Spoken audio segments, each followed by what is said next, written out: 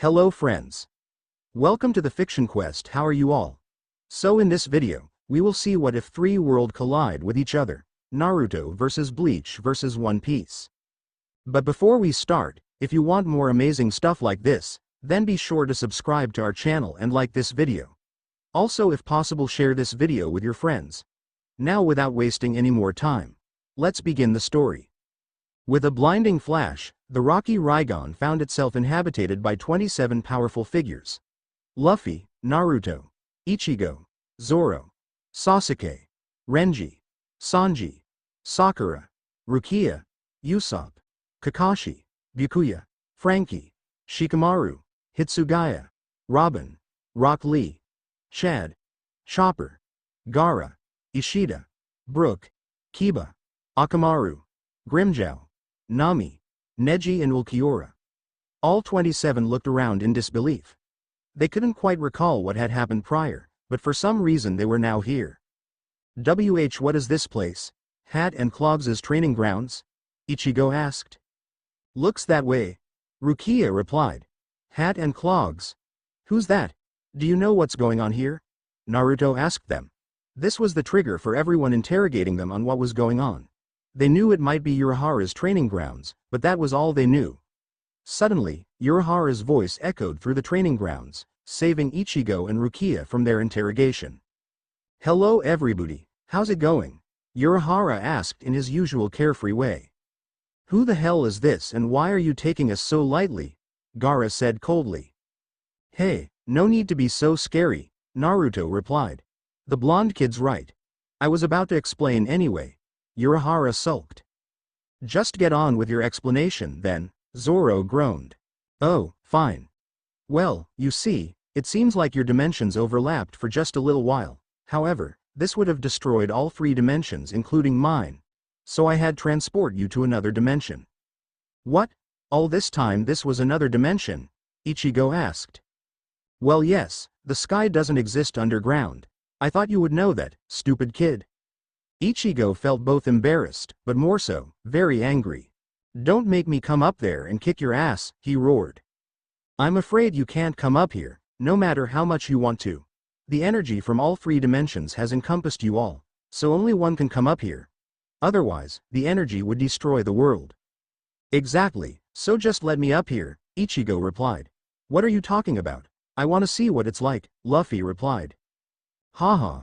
Well, the thing is, we need to be able to have you all up here, otherwise it's unfair.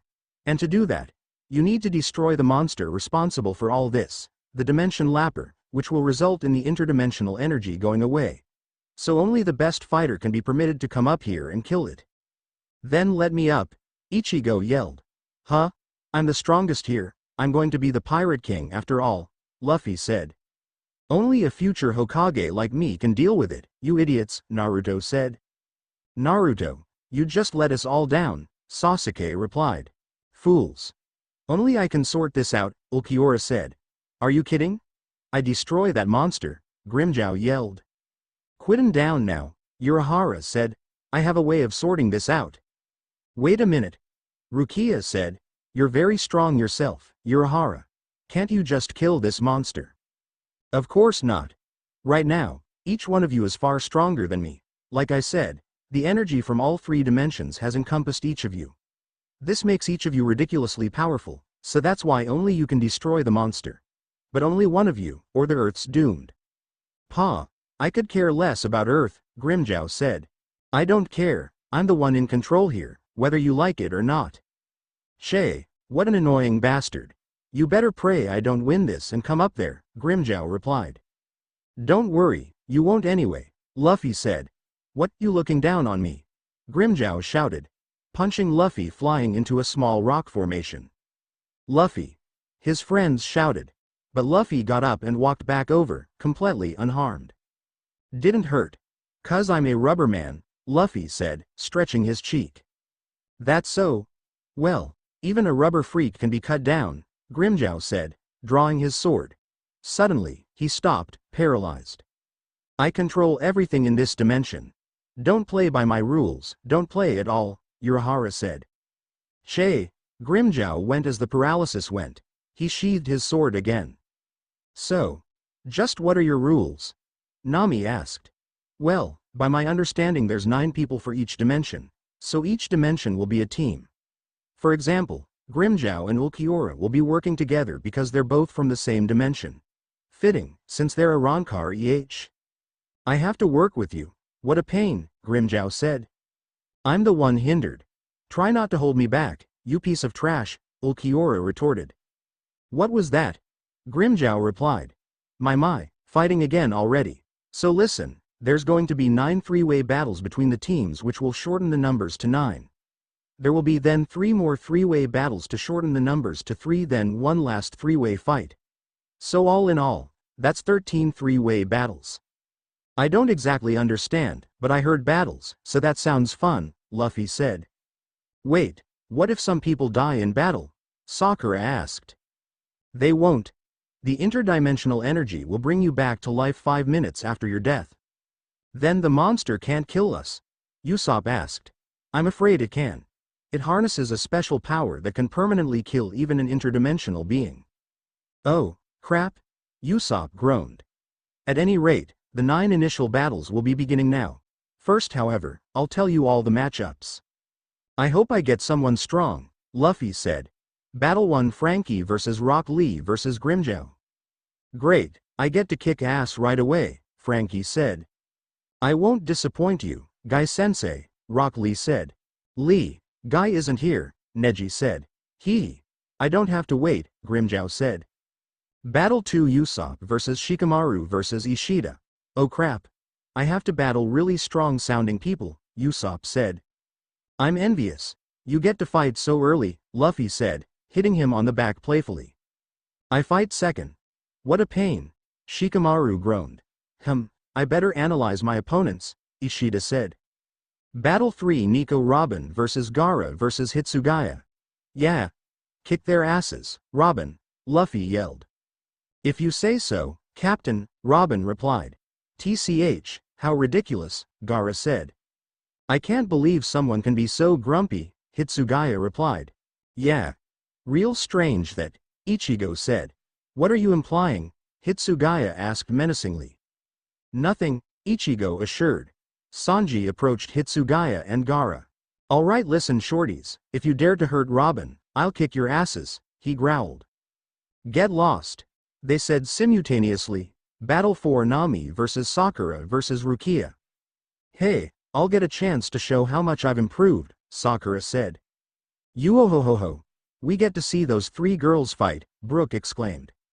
Yeah. Wait a minute, the only one with is Nami. Sigh, Sanji replied. What are you two implying? Nami yelled, hitting them both to the ground. Bunch of hotheads round here. Rukia sighed. Hey, don't go losing now, Rukia, Renji grinned. Of course not, she replied. Otherwise, you'd disgrace the Kuchiki name, Byakuya said. Why? Yes, brother, Rukia said. Battle 5: Chopper vs. Kiba and Akamaru vs. Sato. Yeah. Go Chad, Ichigo said. What? I fight a big strong guy and a guy who teams up with his huge dog. Chopper exclaimed, hiding behind Robin in a way which kept himself completely visible. This should be a laugh, Akamaru? Kiba chuckled. Akamaru barked in agreement. Battle 6: Zoro vs. Sasuke vs. Byakuya. This should be fun, Zoro said. It'll be over in a few seconds, Byakuya assured him. No, less than that, Sasuke replied. Battle 7: Sanji vs. Neji vs. Ulquiorra. Yeah. Watch me kick ass, Nami and Robin, Sanji exclaimed. More like get your ass kicked, Zoro sighed. I'll win. It's already assured, Neji uttered. Of course you will. You're on Team Guy, Lee said. Pathetic. Ulquiorra said. Battle 8: Brook vs. Kakashi vs. Renji. Yo-ho-yo-ho. I get to fight right near the end, Brook laughed.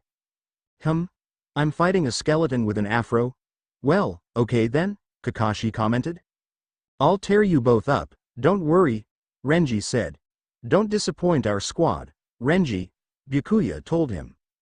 And finally, Battle 9: Luffy vs. Naruto vs. Ichigo. Yeah. I'm so pumped, Luffy yelled. Damn it, my fights last, Naruto said. Well, aren't my foes enthusiastic? Ichigo observed. Well, now that that's out of the way, let's begin with Fight 1. Frankie vs. Rock Lee vs. Grimmjow. Everyone cleared a large area for the three to fight. Yes, let's go, Rock Lee said. Lee, be careful. I can't read much chakra from Frankie for some reason, but Grimmjow's energy. It's immense, Neji warned. Yeah, I'll keep that in mind, Lee responded, and, begin, Ulquiorra announced. Frankie, Rock Lee and Grimmjow looked at one another within their clearing. Rock Lee cracked his knuckles as Grimmjow grinned from ear to ear. Now, begin, Ulquiorra announced. Lee yelled at the top of his lungs, attracting everyone's attention. Sorry, I got a bit overexcited, he said. Let's do this. Lee charged forwards. Frankie's hands gave way to reveal cannons and Grimmjow prepared a flying kick. Frankie's cannons shot out missiles at the about to clash Lee and Grimmjow, who jumped back to avoid their fate. Frankie continued to fire missiles all around, however, causing the two to have to dodge crazily. Those things are annoying me, Grimmjow grumbled, and fired a Zoro Frankie's way. Of course, Frankie had to dive aside, and as such couldn't keep firing his missiles. However, as he was about to land from his dive, Lee dashed in front of him and uppercut kicked him several meters into the air, then clutched at his foot in pain. Damn it, what's he made of? Steel? He groaned. Titanium actually, laughed Frankie, bombarding Lee with missiles, who sadly couldn't dodge in time. As Frankie landed, however, Grimmjow dashed at him. Grimmjow tried to land a kick but it was blocked, and Frankie proceeded to smash Grimmjow into the ground with one punch, but not to much avail. Sadly for you, an Arrancar's skin isn't called steel skin for nothing, Grimmjow laughed, before encompassing Frankie with another Zoro. As Grimmjow laughed at Frankie being blasted skywards, Lee jumped back into the fight, with mere scratches from his previous encounter of a missile-blasted kind, and grabbed Grimmjow by the ankle. What? You want to be blasted too? The Espada sneered. But in fact, Lee swung Grimmjow around then threw him into Frankie, causing them both to crash into the ground with a crash. He then dashed over to continue, but was blasted away by one of Grimmjow's ballasts. That's quite enough, he said, jumping up then blasting Lee all around the place with countless ballasts. Frankie got up and prepared a punch to Grimmjow from behind, but Grimmjow could tell he was going to do that and kicked him flying. Grimmjow laughed at his winning streak as Lee shouted, being smashed into the ground by all the ballasts, an increasingly large crater being formed by this. Lee suddenly jumped out of the pit, but was subsequently knocked flying by another balla. Is this really all you have? I'm disappointed. I was pitted against weaklings not even worthy of my sword. Grimmjow laughed. Lee. Take off the weights. Neji yelled. As Lee backflipped and landed on the ground, he yelled back. I can't. It has to involve fighting to protect many people. You are though. What if you win this tournament? You'd stop that monster, the Dimension Lapper, for good, Neji replied. You're right. Thanks Neji. What are you two babbling about? Die. Grimmjow yelled, launching a Zoro at Lee, but Lee simply swatted it aside? Huh? Sorry. I've been fighting with very little strength, but now, I'll show you some real power, Lee said, as he took off his ankle cuffs to reveal his weights. What? You think taking those off will help? Don't make me laugh, Grimmjow said, the Sonioed behind Lee with his sword drawn. I'll take off your head. Just then, however, Frankie jumped in and punched Grimmjow flying. Grimmjow skidded mid-air and straightened up. So you're not dead yet, huh? I guess. I'll have to cut titanium then, Grimmjow commented. This perked Zoro's interest. I haven't tried that yet, he said. It'd be interesting if that Grimmjow guy managed. What are you talking about? Don't you want Frankie to win? Usopp exclaimed. Oh, right. Yeah, I guess I do then, Zoro replied. As sword clashed with titanium arms, Lee held his weights in his hands. Huh? The little guy thinks that'll do him any good, Frankie asked. Yeah, he needs to wake the hell up, Grimmjow laughed. Wait for it. Neji said. Lee dropped the weights, causing giant craters to form where he did so. In addition, towers of smoke were kicked up. Frankie's eyes almost popped out, smashing his sunglasses, and Grimmjow's eyes widened in shock. WH. What the hell kinda weights are they? Grimmjow gasped. Hee hee. You're about to be even more surprised, Lee grinned. No I'm not, Grimmjow yelled, launching a ton of ballasts at Lee. Lee smirked, and punched down each one. Grimmjow gasped. But they're 20 times faster than a Sero. Lee appeared in front of Grimmjow. You expect me to know what that is? He asked, punching Grimmjow in the gut. Grimmjow opened his mouth wide, but no noise came out. He was sent flying into Frankie, and the two of them were sent crashing into a rock formation several meters back. I feel so light without those things, you know. Grimmjow and Frankie both got up. What the hell was that? How could his power increase so vigorously? Frankie asked. It's ridiculous, I know. And I don't like it, Grimmjow said, slicing his finger, then launching a giant Gran Rey Sero at Lee. Lee's eyes widened at the sheer size of it as it encompassed all before it. Chad, Sakura, Ichigo, Shikamaru and Usopp all had to jump aside to avoid being hit. Pathetic. Using such a powerful move against that trash, Ulquiorra commented. Butt out, Ulquiorra, Grimmjow said. As the Sero cleared, Lee seemed to be gone. He was nowhere to be found. Haha. Look at that. I erased him, Grimmjow laughed. Lee. Sakura screamed. Bushy brow, Naruto shouted. Grimmjow grinned. No way. You took him out. He seemed so strong, Frankie said. He was strong, but I'm just stronger. Now, it's your turn, Grimmjow said, turning on Frankie and raising his sword. Grimmjow slashed at Frankie, who blocked with his arm. It doesn't matter how much you try. You can't cut titanium, Frankie laughed. Grimmjow yelled and cut through Frankie's arm, making transmission fluid spill out. What was that? Grimmjow asked. Just then, Lee appeared beside them. Fighting without me now, are you? He asked. You? Grimmjow exclaimed, slashing at Lee, who simply sidestepped. How are you still alive? Simple really, I dodged, Lee said, kicking them both flying. As they both crashed into the ground, Frankie groaned. How can we compete against someone like that? He asked. PSH, don't make me laugh. I've got an even better tactic than the Gran Rey Sero. Grimmjow replied, getting to his feet. Frankie got up also. Tactic? How is blasting something to smithereens a tactic? Frankie asked. Don't question my great battle plans, Grimmjow snapped. Well, whatever you say. So, what you got? An even bigger beam? Frankie asked.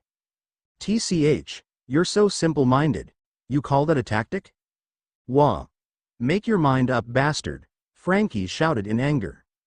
Can't take a joke, can you? Well, whatever. It's time I showed both of you some real power, Grimmjow said menacingly, raising his Ryotsu so Frankie had to step back. He lay his hand on his blade and released enough Ryotsu to kick up a tower of smoke. Grind, Pantera. Grimmjow was now shrouded in smoke, huge amounts of Ryotsu spreading throughout the dimension. Amazing. I don't know what this sensation I'm feeling is, but it's powerful. Maybe just pure dread, Frankie commented. Little did he know it was Ryotsu. Lee looked on intently. As the smoke cleared, Grimmjow's Pantera form was revealed. He let out an ear-splitting roar which caused both Frankie and Lee to step back. Then in an instant, he sprinted over to Lee in 3 giant steps and kicked him flying for miles. No way. He's even stronger than that kid without the weights, Frankie gasped. Grimmjow then sprinted over to Frankie and punched him flying away too. Haha. You wimps are no match for me. I'm the king, Grimmjow Jigerjackez, he yelled. As overconfident as usual, Ulquiorra sighed. Hey, shut up and enjoy the show. Grimmjow couldn't finish. He had to jump away from Lee's spinning kick. Huh? You still around? Of course I am, said Lee, landing on his feet, and you were so startled by that kick of mine, I doubt you'll be able to retort properly against my next move. Actually, that's just him being arrogant and not paying attention to his surroundings, Ulquiorra commented. I thought I told you to shut up. I'll tear this kid to pieces right now, Grimmjow yelled. Just then, Frankie was back in action and launched a barrage of missiles from his hands at Grimmjow, who folded his arms across his chest and pointed his elbows at the incoming barrage. Green shards shot out and tore open the missiles, blowing them up mid-air, but sacrificing themselves in the process. However, one got through the onslaught and hit Frankie square on the chest, smashing him into the ground with a huge explosion. "Frankie!" Luffy shouted. "Don't worry, he'll be fine," Chopper stated. "Huh?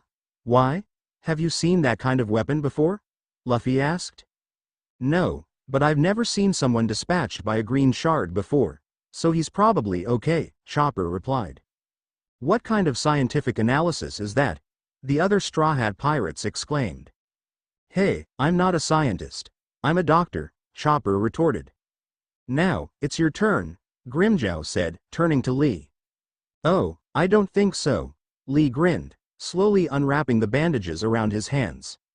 "So you're finally going to use it," Neji observed. "Yeah, I think it's about time," Lee replied. "Interesting. Let's see it then," Grimmjow shouted in excitement. "Very well, I'll show you." "Well, maybe you won't be able to see it," Lee replied. "First gate. Gate of opening, unleash." In an instant, Lee was in front of Grimmjow. Grimmjow was so surprised by the increase in speed he couldn't react in time, and was uppercut kicked into the sky. Lee jumped up after him, but Grimmjow flew behind him and punched him to the ground. Fortunately, Lee was able to land on his feet and subsequently jumped back from a kick courtesy of Grimmjow. Second gate. Gate of healing. "Open," Lee yelled, and dashed over to Grimmjow again, throwing a punch that was blocked by Grimmjow, who swung his claws towards Lee. Lee moved back a bit and tried to kick Grimmjow in the gut, but the Arrancar jumped back and grabbed Lee's ankle with his tail, pulling him in for an impalement using his claws. Lee Hover was able to break free and perform a long string of punches at Grimmjow, but sadly not a single one landed.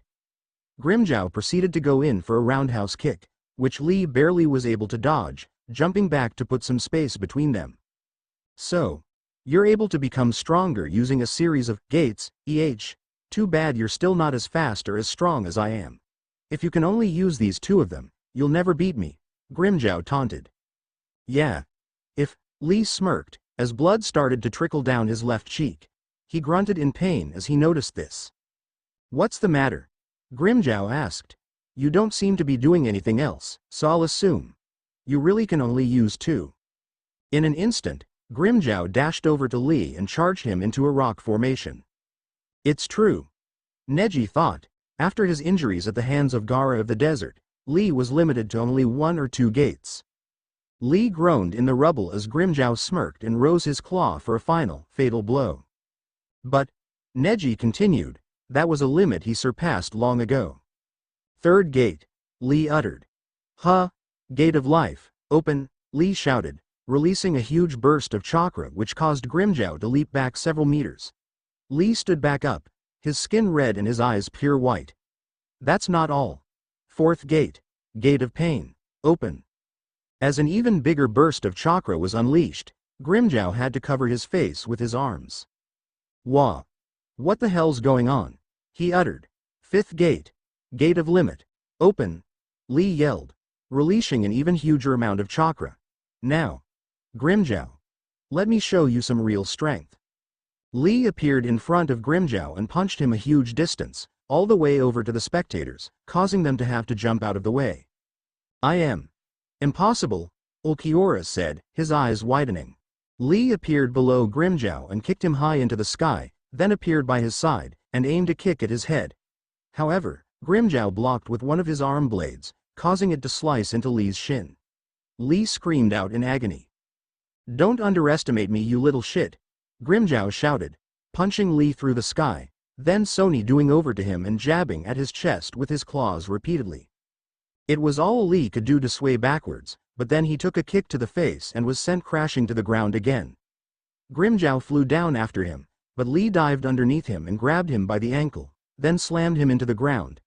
He then smashed Grimmjow into the ground repeatedly with his fists, shaking the entire battlefield, but Grimmjow managed to Sonito out of harm's way just in time and kick Lee into the sky. "Amazing," Naruto commented, "that bushy brow really is something." "Actually, it's concerning me," Neji replied. "Concerning you?" Naruto asked. "Yes. After all, Grimmjow's winning," Neji said. "What?" No way, Naruto gasped. But as the teenager looked into the sky to observe the fight further, he couldn't deny it. Grimmjow was injured, sure, but barely. Lee on the other hand was wounded all over and tiring, fast. Whenever Lee got hit, he would be sent flying seemingly miles and blood would fly everywhere. Grimmjow on the other hand, was barely taking damage from Lee's attacks, and this was becoming more and more prominent as the fight went on. As powerful as the 8 gates are, Neji explained, they're a double-edged sword. What do you mean? Naruto asked. In return for the great power they give you, they wear your body down a tremendous degree. Neji explained. You must have noticed it by now. Lee is doing worse and worse as the fight goes on. Not only because of his injuries, more than that. The 5th gate itself is exhausting him. No way, said Naruto, looking back towards the fight, bushy brow. Lee was lying in a crater, gasping and coughing up blood. Grimmjow stood in the sky, looking down at him. Gradually, Lee's red skin faded and he returned to normal. This seemed to surprise Grimmjow. What's that? You can only use this for a short while. Pa, what a disappointment, Grimmjow said. Grimmjow then sonitoed in front of Lee and kicked him into another rock formation. Lee shouted out in pain. Oh well. Guess nobody can beat the king after all. Grimmjow smirked and walked towards the rock formation to finish the job. Just then, Frankie jumped out of nowhere and grappled with Grimmjow. What? Where the hell did you come from? Grimmjow asked, grabbing Frankie by the arms and flinging him onto his back. Hee. You guys gave me plenty of time to restock on cola, Frankie laughed, jumping to his feet. Cola? Why man, you become stronger by drinking cola? Yep. Problem? What the hell kind of stupid power-up is that? Hey. Don't insult my cola powers, bastard, Frankie roared, grabbing Grimmjow by the neck with both hands. 70mm Kuki 1.5 Max Cola Power Coup event. A gigantic burst of wind was released from Frankie's palms, engulfing Grimmjow and sending him rocketing through the air. Grimmjow had received numerous cuts from this move and skidded in the air. Haha. Now you see a Straw Hat pirate shouldn't be underestimated, Frankie yelled.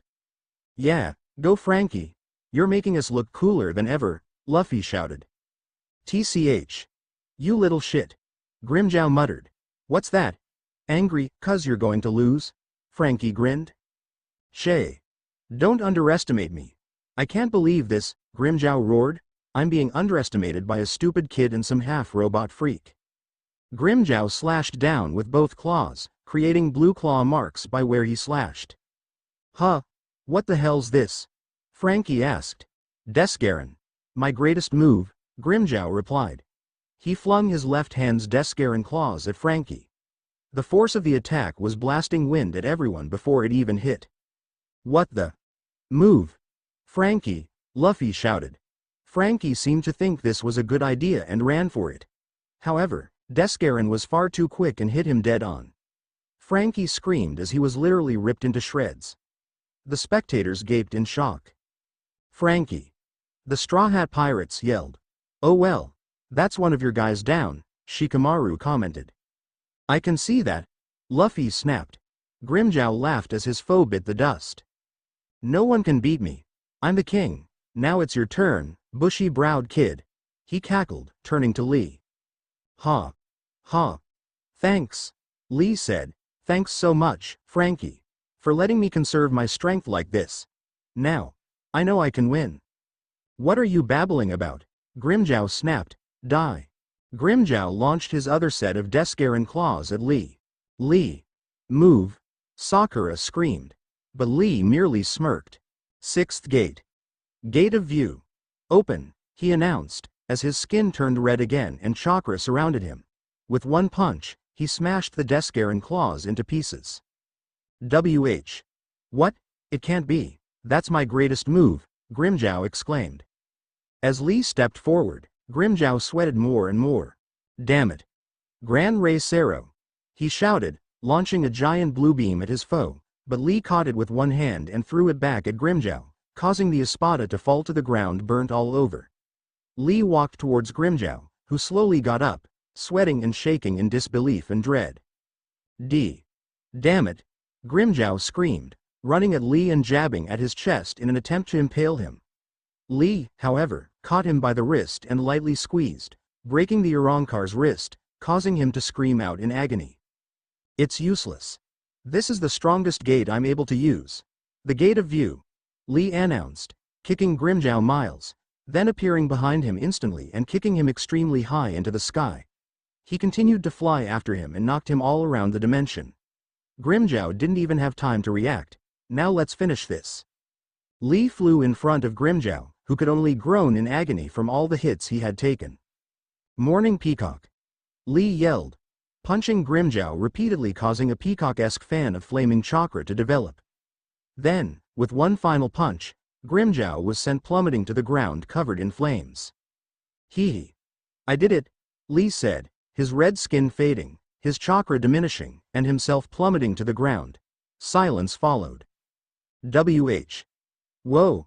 What a battle," Sanji said quietly. "Incredible," Luffy screamed, breaking the silence and drawing all attention to himself. Lee slowly got up, shaky and wounded. I won," he said. "Nice work, Lee. You really are an excellent rival," Neji said with a smile. "Haha. Thanks," Lee replied. This meant a lot, considering how hard Lee would constantly work to surpass Neji. "Well, looks like Grimmjow lost," Renji said. "Hey, this'll be a real blow to his ego." "Losing in the first round?" Ichigo chuckled. "Who's losing in the first round?" a familiar voice asked. Everyone turned round to look in dread. Lee slowly turned round and looked. He mouthed no. Grimmjow was still standing. As his Rishirishin faded, granting Grimmjow his sword and ordinary looks again, he stumbled. "Do you really think you could take me out?" "Take out the king?" Grimmjow roared, charging at Lee. No. How? The sixth gate. It exhausted me too much," Lee uttered. Grimmjow sliced at Lee, who brought his arm up, only for it to be cut off up to the forearm. He screamed in agony. "Dumbass. Swords cut, you know," Grimmjow laughed, cutting off the remainder of that arm. "Lee." Sakura screamed. Both competitors stumbled and gasped, barely standing. This works out well. A guy with a sword versus someone with no sword, I mean," Grimmjow gloated. "TCH. Just 'cause I don't have a sword," Lee replied, taking out a kunai knife. "Doesn't mean I don't have a blade." "Haha. Like that'll work," Grimmjow said. "We'll see," Lee replied. The two charged at each other meekly, yelling with one last effort, and passed each other by, blood dripping from both blades. Then, a few seconds later, blood spurted out from all across Lee's torso, and he collapsed. Grimmjow fell to one knee, but remained conscious. "Haha. How's that? I won. You bastard," Grimmjow boasted. The spectators stared, mostly in shock and disgust. Urahara's loud voice startled everybody, cutting the long silence. "Urahara. You bastard," Ichigo yelled. "What? Is it really so wrong for an announcer to do his job? I simply wish to announce the next battle." "Well, hurry up and do it," Ichigo groaned. "Very well. But first, some time to let our previous fighters recover." A few minutes later, the interdimensional energy in each of the three competitors healed them of their injuries, and they were back to full strength. There were reunions to be had. "Good job out there, Frankie," Sanji said, patting him on the back. "What do you mean? He came last," Luffy said. "Butt out," Sanji shouted, kicking him in the face. "Great job out there, Bushy Brow," Naruto said, slamming Lee on the back. "Thank you. And well done to you, Grimmjow," he said, offering a hand to the Arrancar. "Che. Don't make me laugh. I beat you. Just kneel down and kiss my ass, why don't you?" Grimmjow replied coldly. Luffy ran over to punch him but was subsequently paralyzed. Damn it. You piece of shit. I'll kick your ass," Luffy growled. "PSH, do it in the following rounds. If you survive that long, that is," Grimmjow replied. "You really piss me off. Do you get any friends like that?" "Friends? Why would the strongest guy around need friends? I should only have worshippers. I am the king," Grimmjow laughed. "You bastard, you really piss me off," Luffy yelled. That's so. Grimmjow smirked, walking up to the still paralyzed Luffy, who was in mid-run pose. He proceeded to spit in Luffy's face, angering him further. How dare you do that to the Pirate King, he shouted. Pirate King? So you have the same ideals as me? I'm guessing that means the strongest pirate around or something. Well, sorry, but... Grimmjow suddenly grabbed Luffy by the head and slammed him into the ground, surprising everybody. You'll always just be a stupid little kid, he laughed, walking away. Luffy got to his feet as the paralysis wore off. That bastard. I'll definitely kick his ass, he said. Urahara announced, and now it's time for the second fight. Usopp versus Shikamaru versus Ishida. The three fighters walked into the clearing to face off against each other. This'll be a drag. Maybe I'll just surrender, Shikamaru said. My enemies don't look very strong, but it'd be fatal to underestimate them, Ishida observed. Damn it. What would Sogeking do in a situation like this? Usopp asked himself. Well, I think we can all agree that the previous fight was a true sight to behold. Sadly, though, the action's gonna die down and we have to watch these three geeks fight. Haha. All three competitors put on angry faces and looked up at the sky. Just kidding. Looks aren't everything. You shouldn't judge a book by its cover and yada yada. Now listen. I don't want anyone snoring throughout this fight just 'cause these guys look weedy. What a pain. You were the only one implying that, Shikamaru stated. What was that? The wind. Anyway, without further ado, Fight 2, begin. The three warriors had entered the clearing and were now eyeing each other down, analyzing each other for weaknesses. Now. Begin. Urahara announced. Shikamaru pulled out a kunai, Ishida summoned his bow and Usopp loaded his kabuto catapult. Ishida fired a scattered series of bright cyan arrows at both of his foes, causing them to jump back startled.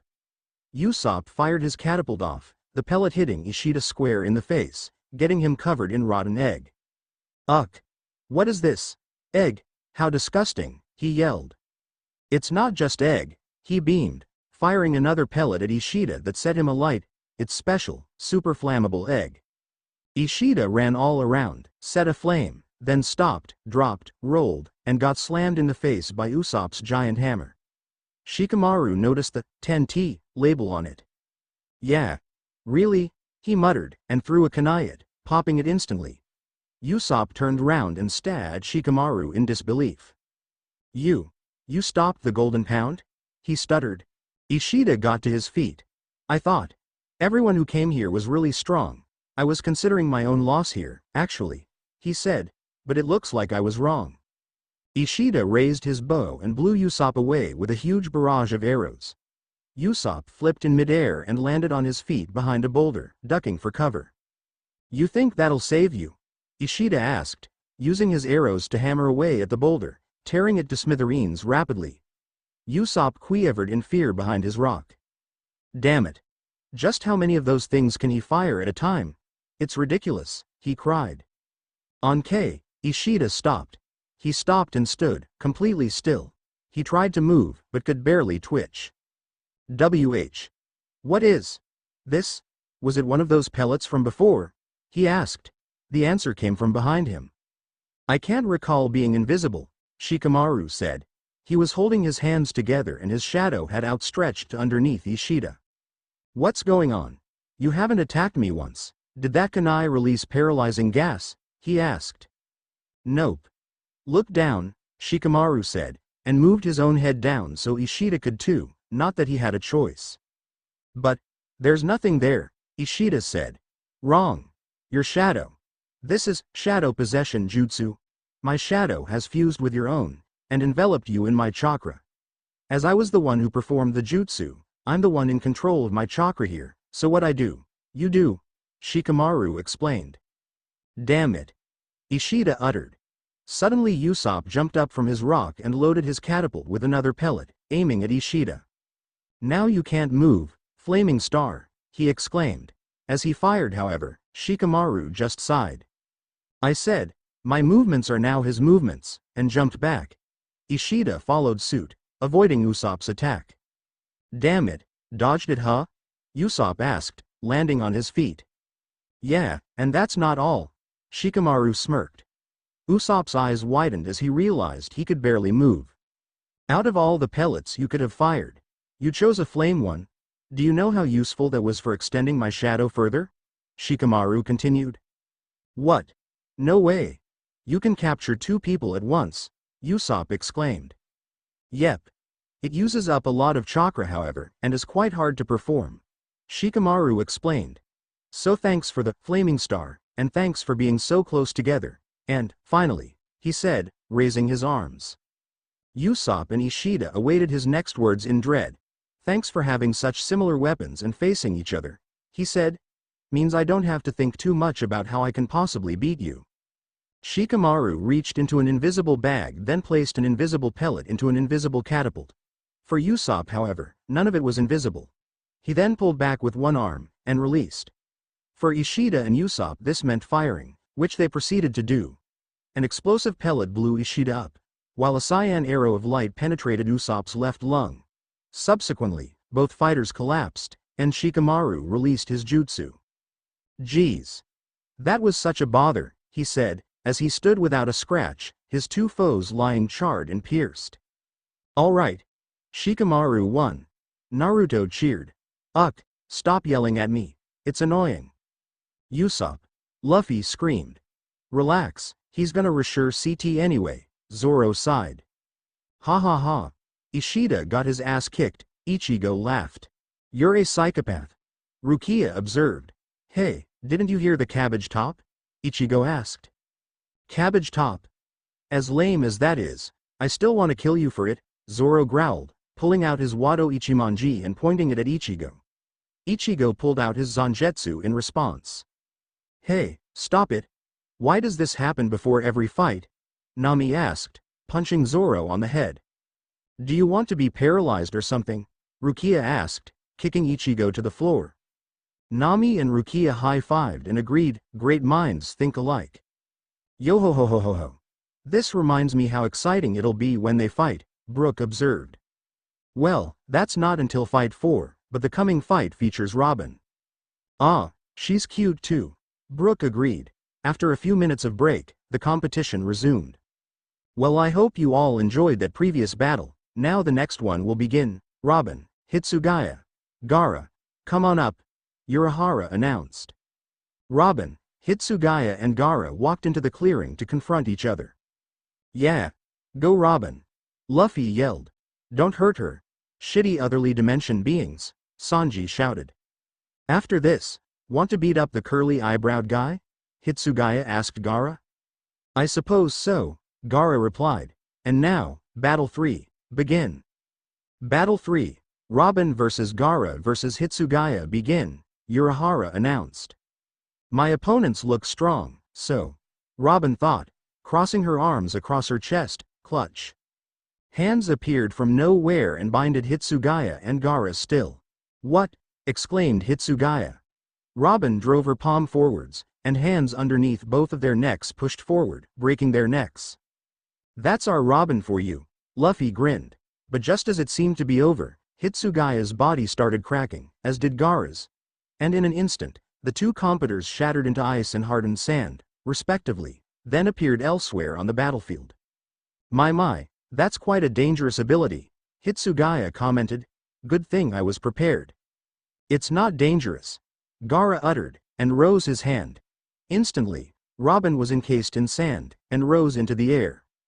Sand coffin, he said. What? Robin gasped. Sand Burya. Gaara couldn't finish the technique, as extra limbs burst out from Robin's body and destroyed the sand coffin encasing her. She landed on her feet, panting. That was a close one, she commented, then noticed Hitsugaya running at her with his sword drawn. However, a hand sprouted from his wrist and swatted the sword out of his hand. She then noticed Gaara doing hand seals. So that's how you do it.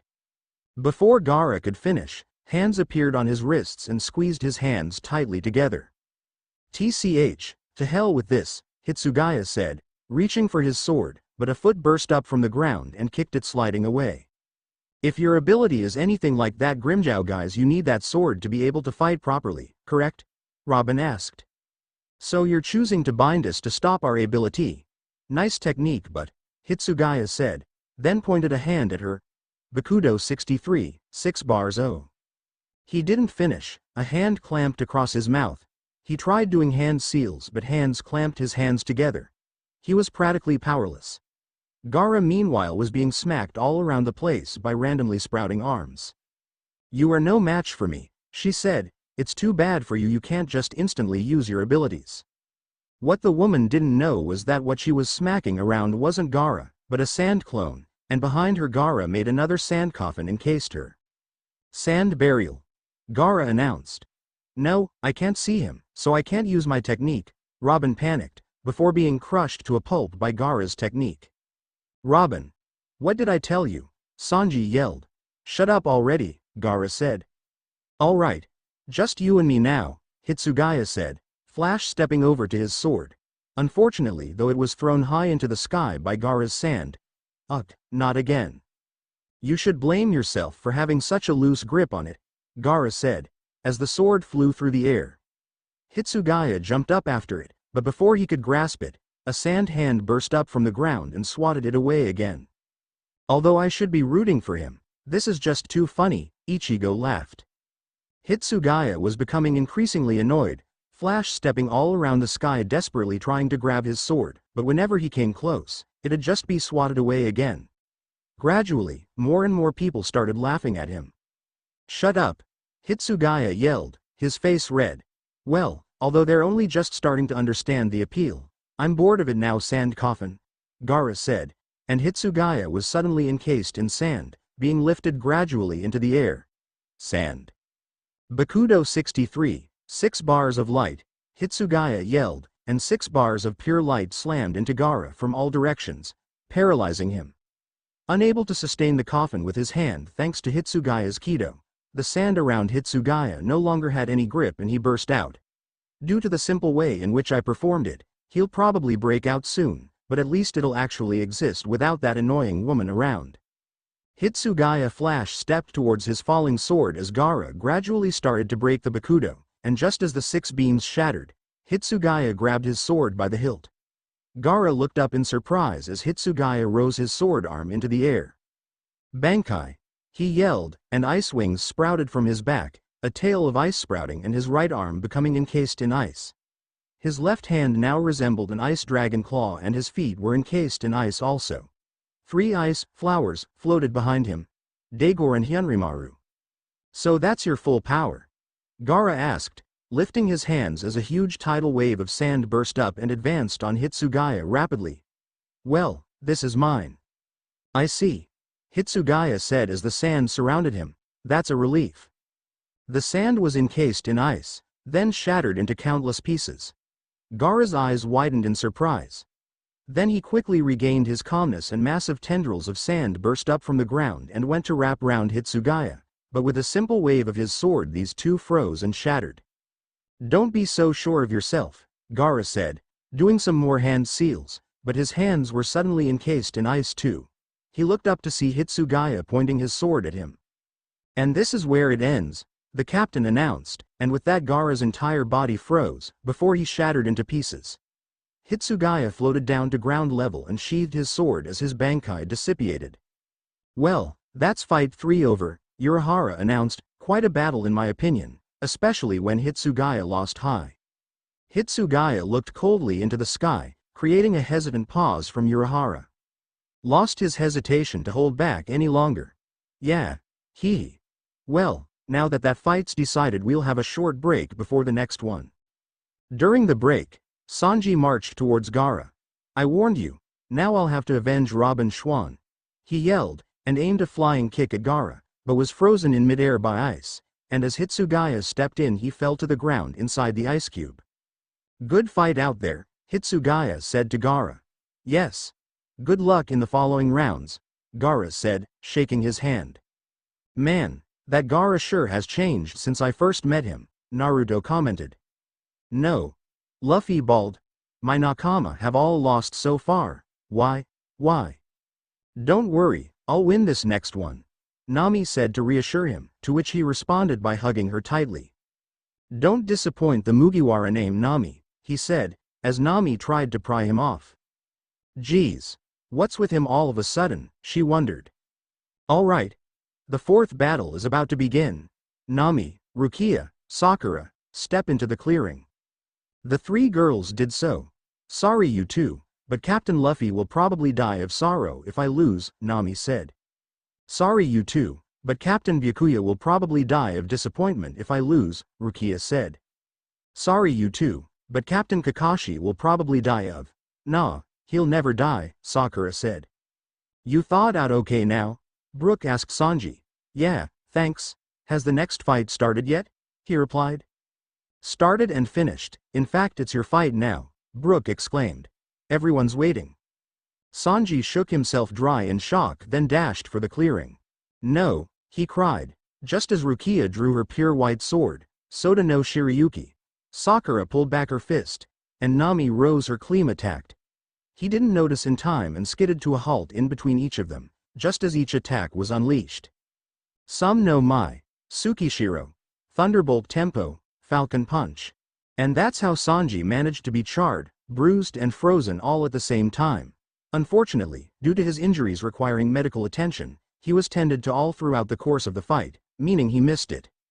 But that doesn't mean we will. What do you mean? Chopper asked him, as he finished tending to the chef's wounds. You're one of the last to fight. When you woke up, the fourth fight was only just beginning. You know, Nami against Rukia and Sakura? A look of fury spread across Sanji's face. Yes, I remember now. What knocked me out was those three goddesses, he said, getting to his feet. Where's Brook? Well, he's asking to look at the undergarments of the people who just fought Nami, Rukia, Sakura. I'll kill him, Sanji screamed, and ran at the skeleton who was busy getting his face mashed by Sakura, who was enraged for some reason. Yo-ho-ho-ho-ho. A simple, no, would have been fine, he exclaimed. Yo Brook, Sanji said. The skeleton turned round only to be kicked flying through the air.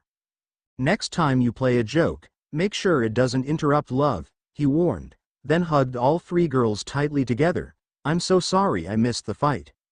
They pushed him off. Do I know you? Sakura asked. He's this pervert from my crew. Nami sighed. So what happened? Who won? Sanji desperately asked.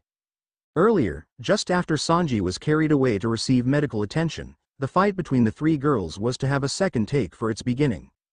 Alright, let's try that again. Battle 4, begin, Urahara announced. Dance. Soda no Shirayuki, Rukia said, and pointed her blade at the competitors. Tasugi no Mai, Hakuren. Both competitors jumped aside to avoid being frozen by a long wave of ice. As Sakura jumped through the air, she pulled out numerous shuriken which she held in both hands, and flung them at her opponents, who dodged with ease. Immediately after, however, she pulled back on seemingly invisible wires and the shurikens ripped open the ground beneath them, causing Rukia to jump into the sky and land there. That's an odd ability, Sakura stated, landing on her feet. Nami meanwhile had to run further back to avoid being knocked to the ground by Sakura's technique. She readied her clean attack. Thunderbolt Tempo, she exclaimed, and a dark cloud floated out over her opponents, before zapping down Kunal-Test lightning bolts at them. Bakudo 39, Enkosen, Rukia chanted, holding an energy shield above herself and running out form under the barrage. Sakura meanwhile used replacement jutsu to turn into a rock, then appear behind Nami. What the hell was that? Nami asked, holding up her clean attack to block an oncoming punch, which split the weapon in two. It's ninjutsu, Sakura replied bluntly, pulling her fist back again. Hold that position, Rukia said from a distance, and turned the hilt of her Zanpakuto, letting the white ribbon encircle her. Some no Mai, Tsukishiro. A white circle surrounded her opponents, and they soon stopped their fighting to look down at the ice now clinging to their feet. They both broke free and ran out of the circle, letting it create a tower of ice where they were, which shattered moments later. Nami snapped her clean attack back together, just to notice Sakura preparing to attack again. In response, she created a blue orb on the tip of her weapon and blanketed herself in air, making her disappear from sight, then a few seconds later said, Mirage Tempo Fata Morgana. Upon saying this, 5 Namis appeared, 4 of which looked distorted, but 1 pertained to the original's appearance. What is this? Genjutsu, Sakura asked, but try as she might, she couldn't see through it. Not at all. It's like I said, a mirage, Nami replied. What is genjutsu anyway? This is genjutsu, Sakura said, and faded away. TCH, she's invisible, Nami commented. Suddenly, one of the distorted Namis was punched in the face by an invisible force. It went flying several feet and crashed into the ground. The Kleem attacked flew up into the air before landing, smashing into several pieces as the mirages disappeared. Where the real Nami had been standing, Sakura appeared. Nami didn't get back up. How did you do that? Rukia asked her. I had activated that genjutsu while escaping from your technique. Sakura replied. I had then, invisibly, stayed near Nami, while my fake self kept its distance. Although, I couldn't be sure which Nami was real. I had to sense for chakra. Mirages don't have chakra. I see. Good work, Rukia said. This evens the odds. Rukia used Hakuren again, sending a burst of white towards Sakura. She jumped aside to avoid the onslaught of ice, right into a circle of white, which she backflipped out of to avoid the pillar of ice. Since she's a ninja, she's probably like the others. Pretty useless if I don't give her a chance to use hand seals. Rukia thought, then pointed at Sakura. Hado 4, Byakuya. Sakura quickly darted around avoiding several castings of this move, which sent a concentrated bolt of lightning towards her whenever cast. Rukia quickly flash-stepped behind Sakura, who was too busy dodging to properly retaliate. Hakuren, she said, and sent another long stream of ice flying at Sakura, but this time it connected. Sakura was frozen solid. Rukia settled. Looks like it's over. She received a fine shock when Sakura burst free, however, smashing the ice encasing her into countless pieces, then launching a punch at Rukia. The Shinigami brought up her sword to block, which was subsequently reduced to tiny pieces. Rukia fell to the ground from the sheer strength of the blow, as Sakura came to stand over her. Don't think my power is limited to ninjutsu and genjutsu. My sheer strength is my best ability. Sakura told her, hoisting Sakura up by the collar. It's over, she said, pulling back her fist. Rukia wasn't done yet though. She lifted her broken sword and pointed it at Sakura's face. San no mai, Shirafune, she said, and her sword reformed, passing through Sakura's head in the process. Upon the activation of this move, the ground around them froze solid. Sakura collapsed, and Rukia pulled out her sword. Well, that's the fourth battle concluded, Urahara said. We'll have a short break now before we proceed with the next. This can't be, Luffy shouted, then lifted Chopper off the ground, putting Sanji's recovery to a momentary halt. Your fight's next, win it for the crew. Rukia walked back over to where she was standing previously. You did well, Rukia, Byakuya said, but there was no emotion in his voice. Luffy released Chopper. Damn it, getting so overjoyed just 'cause his side won again. Luffy growled. Oi Zoro. Make sure you kick his ass in the next round, oi, Zoro? But Zoro was fast asleep. Don't be ridiculous, child, Byakuya said. A bunch of scavenging pirates like yourself are doomed to not win a single battle. I'm amazed you haven't keeled over from our Rayotsis already. Well, I don't know what that means, but you'll be so surprised when Zoro kicks your ass, Luffy yelled at him. Really? Byakuya turned his gaze to the sleeping Zoro. What a brash attempt at humor. Sanji awoke. What happened? Did my enemies beat me up as soon as the battle begun or something? He asked. What do you mean? Chopper asked him, as he finished tending to the chef's wounds. You're one of the last to fight. When you woke up, the fourth fight was only just beginning. You know, Nami against Rukia and Sakura? A look of fury spread across Sanji's face. Yes, I remember now. What knocked me out was those three goddesses, he said, getting to his feet. Where's Brook? Well, he's asking to look at the undergarments of the people who just fought Nami, Rukia, Sakura. I'll kill him, Sanji screamed, and ran at the skeleton who was busy getting his face mashed by Sakura, who was enraged for some reason. Yo-ho-ho-ho-ho. A simple, no, would have been fine, he exclaimed. Yo Brook, Sanji said. The skeleton turned round only to be kicked flying through the air. Next time you play a joke, make sure it doesn't interrupt love, he warned, then hugged all three girls tightly together. I'm so sorry I missed the fight. They pushed him off. Do I know you? Sakura asked. He's this pervert from my crew. Nami sighed. So what happened? Who won? Sanji desperately asked. I did, Rukia said plainly. Oh, well, did Nami come second? He asked. Sorry, I came last, Namu replied. What? How could this be?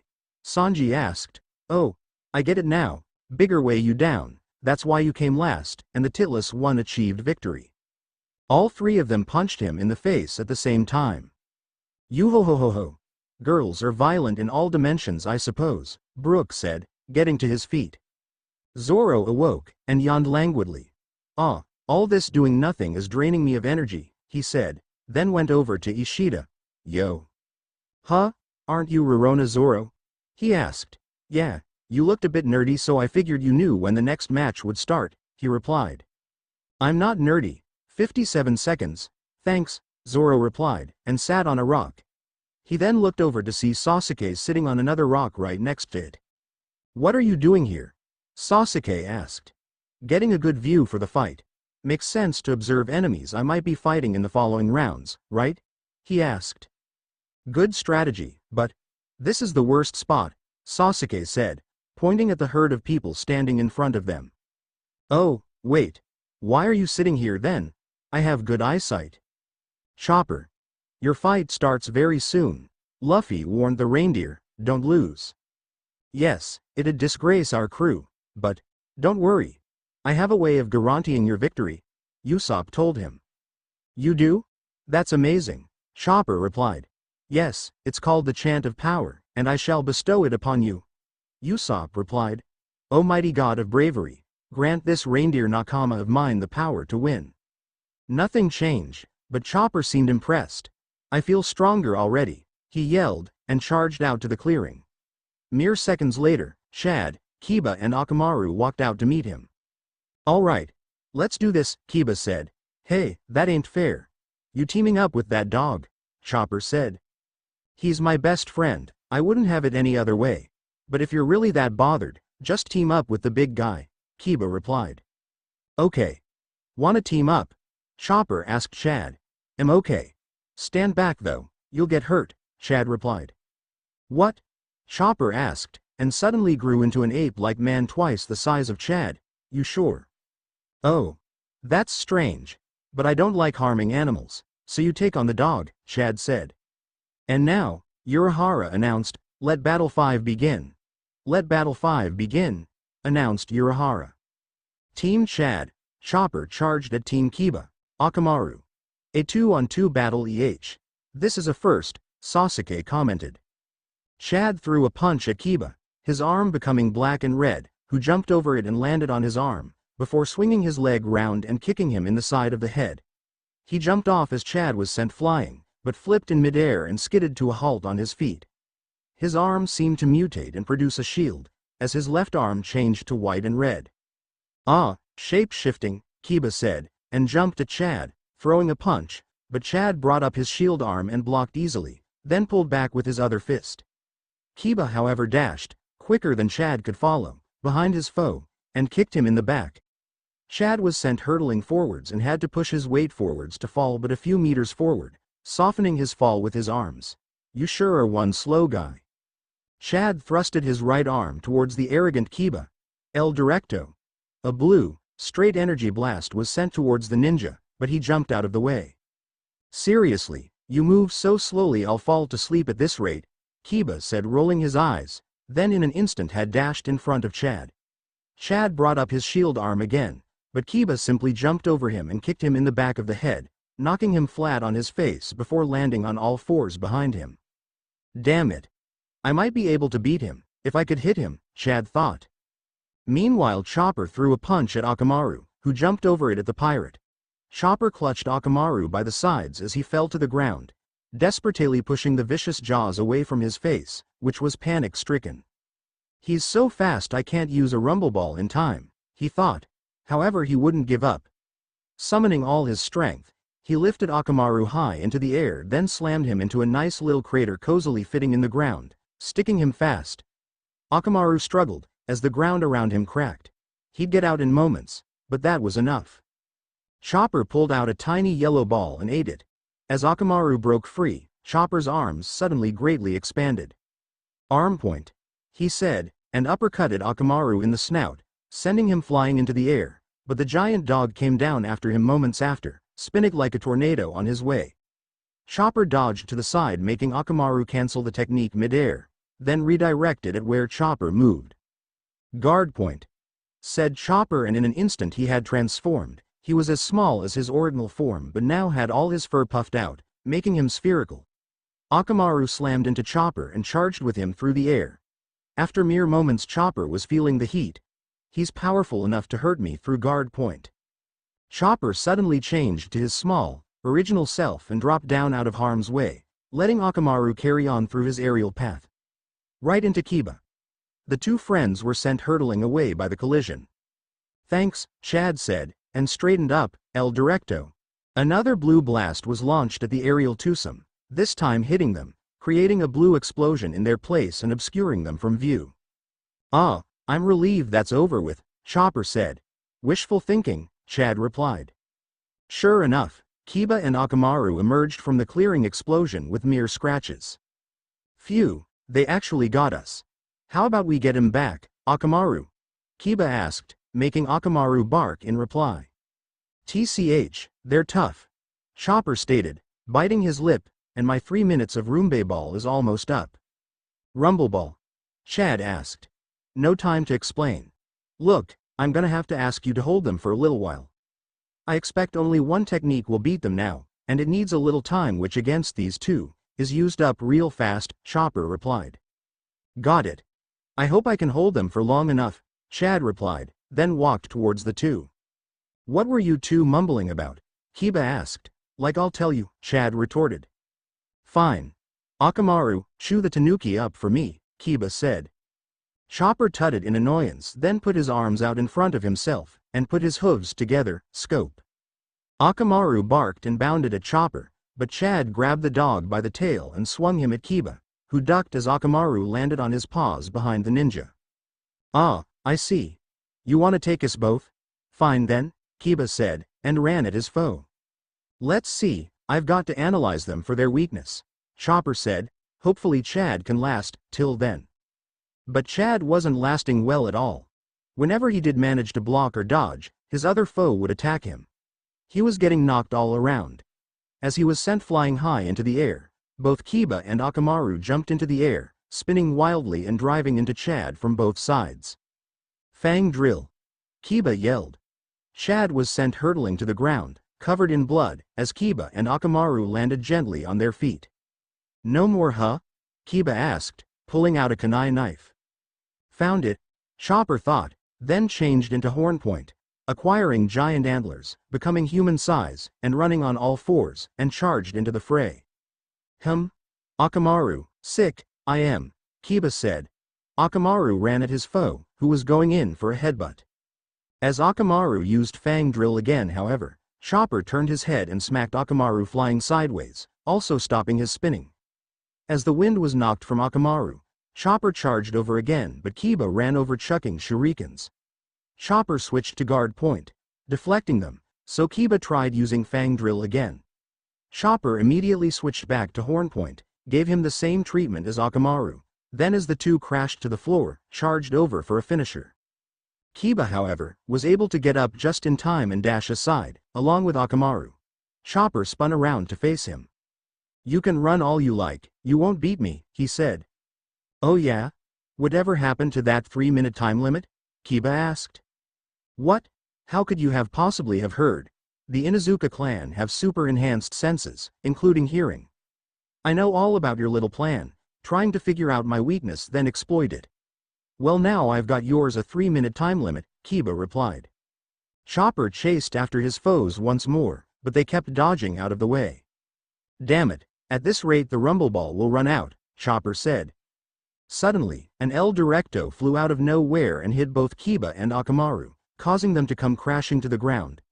Chopper looked over to see Chad sitting up with his right arm outstretched, then falling back again. Hey. Thanks, Chopper said, and switched to arm point, walking towards Kiba, who was lying on the ground alongside Akamaru. This is the end. However, as Chopper lifted his fist to strike, he suddenly reverted to his original form. Ha! 3 minutes are up, Kiba grinned, slowly getting to his feet alongside Akamaru. Chopper reached for his backpack to retrieve a rumble ball, but Kiba suddenly sprung forward and punched him to the ground, sending rumble balls scattering across the ground. Chopper reached for one, but Kiba crushed them all with his foot, as if. Just then an El Directo hit Akamaru, planting him back on the floor. Kiba looked over to where he had floored Chad, but he was already behind Kiba and punched him to the floor with his left fist. Damn it! Sneaky bastard, Kiba growled. What kind of a ninja says that? Chad asked, raising his fist, but he didn't get to follow up because Akamaru leapt back into the fray and barged him to the ground. TCH, this is starting to aggravate me, Kiba said, getting to his feet as Chopper took out and consumed another rumble ball. Let's just finish them with our best move. I won't let you, Chad declared, running at Kiba, and received a kunai knife stuck in between his eyes for his troubles. He collapsed, dead, at least for the remainder of the battle. Well, that's one down, Kiba said. Now seeing as the Tanuki's eaten another rumble ball thing, we better just overwhelm and destroy him. No! Chopper yelled, transforming into Hornpoint and charging at the two. Kiba jumped onto Akamaru and performed quick hand seals, and in an instant they had transformed into a giant two-headed wolf towering over Chopper. Chopper's attempt at charging him ended in futility, as his durability was so great. WH. Wah! Chopper said, switching to arm point and looking up at his foe, S. Sotoru. The wolf bellowed. Let's get, I am. Whoa, since when were they able to do that? Naruto asked. Chopper. Luffy yelled. TCH. I can't let down the rest of my crew, Chopper muttered as the wolf braced itself. But I'll have to ensure I don't use any rumble balls in the next round if I don't want my energy being totally messed up. You can't win, the wolf yelled, spinning through the air towards him in a similar manner to before, Garuga. Chopper quickly consumed another rumble ball, and quite rapidly grew to a huge, monstrous proportion, 3 times as tall as the double-headed wolf. Unfortunately, it didn't seem to be rapid enough, as the Garuga was so fast, and nailed Chopper in the chest while he was still transforming. Chopper was sent skidding back several kilometers, as the wolf settled again. It had left what looked like a wide but shallow dent in Chopper's chest, as the pirate finished growing. What the hell is he? Good thing I was able to train myself to use this a total of 4 times rather than 2 like before, the wolf said, then spun towards Chopper again. You're finished. It yelled as smoke was kicked up all around it, engulfing the crowds and the arenas. Then Chopper knocked the wolf out of the sky with a single punch. The wolf smashed into the ground, and reverted back to Kiba and Akamaru. All right. He did it, Luffy shouted, but Chopper wasn't done. He yelled and slammed both fists into the ground, shaking the area. What's he doing? Luffy asked. It's just like that time at Eni's lobby, said Frankie. He's gonna go berserk. Oh, great, Ichigo said, clutching at his Zanjetsu's hilt. Guess I better go stop him then. Don't you dare hurt my Nakama. Shall I kick you up to Skypia? Luffy warned. Skypia? What the hell? Ichigo asked, but then Chopper stopped in his tracks, completely paralyzed. Did you forget? Urahara asked. You have to play nice? A few minutes later the fighters were recovered and Chopper was back to his ordinary self. Hell yeah, Chopper! Luffy yelled. You kicked some major ass. My enchantment must have worked, Usopp said. Way to go, Frankie encouraged. Cool, I'll see you in the next round, Zoro said. Not that I can say the same for the shitty cook. You wanna fight shitty Marimo? Sanji challenged. Nami punched them both down. Well done, Chopper. Amidst all these compliments Chopper did a little dance. Shut up, S. You can't make me happy like that. You were beaten by a reindeer, Naruto yelled, pointing an accusing finger at Kiba. And so were you. He now pointed to Akamaru. You too. He pointed to Chad. Hey, it's not like you're gonna do too well either, Ichigo came to Chad's defense. And why the hell do you have whiskers? Better than a carrot top, Naruto retorted. Oh, you wanna fight? Ichigo challenged. Tsugi no Mai, Hakuren, Rukia said, pointing her pure white sword at them, and froze them both in their tracks. Geez, such a pain. You'll fight when the time comes. Now there are 2 pains in the ass to deal with, Renji said. Just a few minutes after, the time for Battle 6 had come. Zoro, Sasuke, Byakuya, come to the clearing, Urahara said. They did so. That shitty Marimal lose for sure, Sanji said. Isn't he meant to be your comrade? Ishida asked suspiciously. A shitty comrade, Battle 6, begin, Urahara announced. All 3 instantly drew their swords, Zoro having one in each hand and one in his mouth. You fight with them all at once? Sasuke asked. Yeah, overwhelmed? Zoro asked. I've seen better. I fought someone who used 7 at once, Sasuke replied. What the hell? Zoro said. Enough talk, Byakuya said, flash stepping behind Zoro. When did he? Nami couldn't make out his movements. With a single slice, blood went flying through the air. All 3 instantly drew their swords, Zoro having one in each hand and one in his mouth. You fight with them all at once? Sasuke asked. Yeah, overwhelmed? Zoro asked. I've seen better. I fought someone who used 7 at once, Sasuke replied. What the hell? Zoro said. Enough talk, Byakuya said, flash stepping behind Zoro. When did he? Nami couldn't make out his movements. With a single slice, blood went flying through the air. The sight brought shock to the face of almost every spectator. Zoro! Screamed Luffy. Zoro looked to his left at Luffy, slightly annoyed. What? He asked. Byakuya's sword had been sliced in half, and he was falling backwards with a light cut across the chest. He quickly stabilized, and panted, disbelieving. His sword began to regenerate. That was so cool! Screamed Luffy. Ugh, if you're going to overreact whenever I get one over on my foes, you'll wear yourself out by the end of this fight, Zoro replied. Haven't we an arrogant one? Sasuke asked, dashing up to Zoro and clashing sword with 3 swords. How? Byakuya thought to himself, how did he see through it, and to slice my sword so easily? What is this man? Byakuya's sword finished regenerating. Zoro quickly pushed Sasuke back, driving him back several meters in mere moments. Fighting 1 against 3 is what's arrogant, Zoro said, then pulled back his Sandai Kitetsu sword, which was in his left hand, and stabbed towards Sasuke's chest. Suddenly though a sharp shock went through Zoro's body and he halted the attack, in pain. Sasuke sure has developed, Kakashi said, to be able to charge Chidori through his sword so quickly. Sasuke quickly took the opportunity to drive his sword for Zoro's chest, who was braced for dodging, when suddenly both had to leap far out of the way to avoid a pink mass of tiny blades which looked like cherry blossom petals flying at them. Scatter, Senbon Sakura, Byakuya said and flicked his sword wrist, making the blades fly at his enemies once more. Sasuke's eyes suddenly turned red, his pupils encircled by 3 comma-like shapes in each eye. He dodged the many blades with ease, but then, so did Zoro. So one fights long range and the other has a very strong style of sword fighting, Zoro noted in his head. Suddenly Sasuke's sword extended forwards, smashing through the Senbonzasakura blades with ease and flying for Byakuya. Just like Jin. Byakuya thought, quickly flash stepping to his far right. Sasuke pulled back and brought the sword back to its original length. Zoro strapped on his bandana then lunged at Sasuke again, who quickly used the same extending trick. Fortunately Zoro was able to move aside, as Byakuya launched Senbon at Sasuke again. Sasuke jumped out of harm's way then performed some quick hand seals. This should keep you out of mischief, Sasuke said menacingly. Kaden Gokakyu no Jutsu. Sasuke blew a giant fireball out from his mouth, which proceeded to engulf Byakuya, who could only bring up Senbon around himself and hope for the best. The smoke clouded.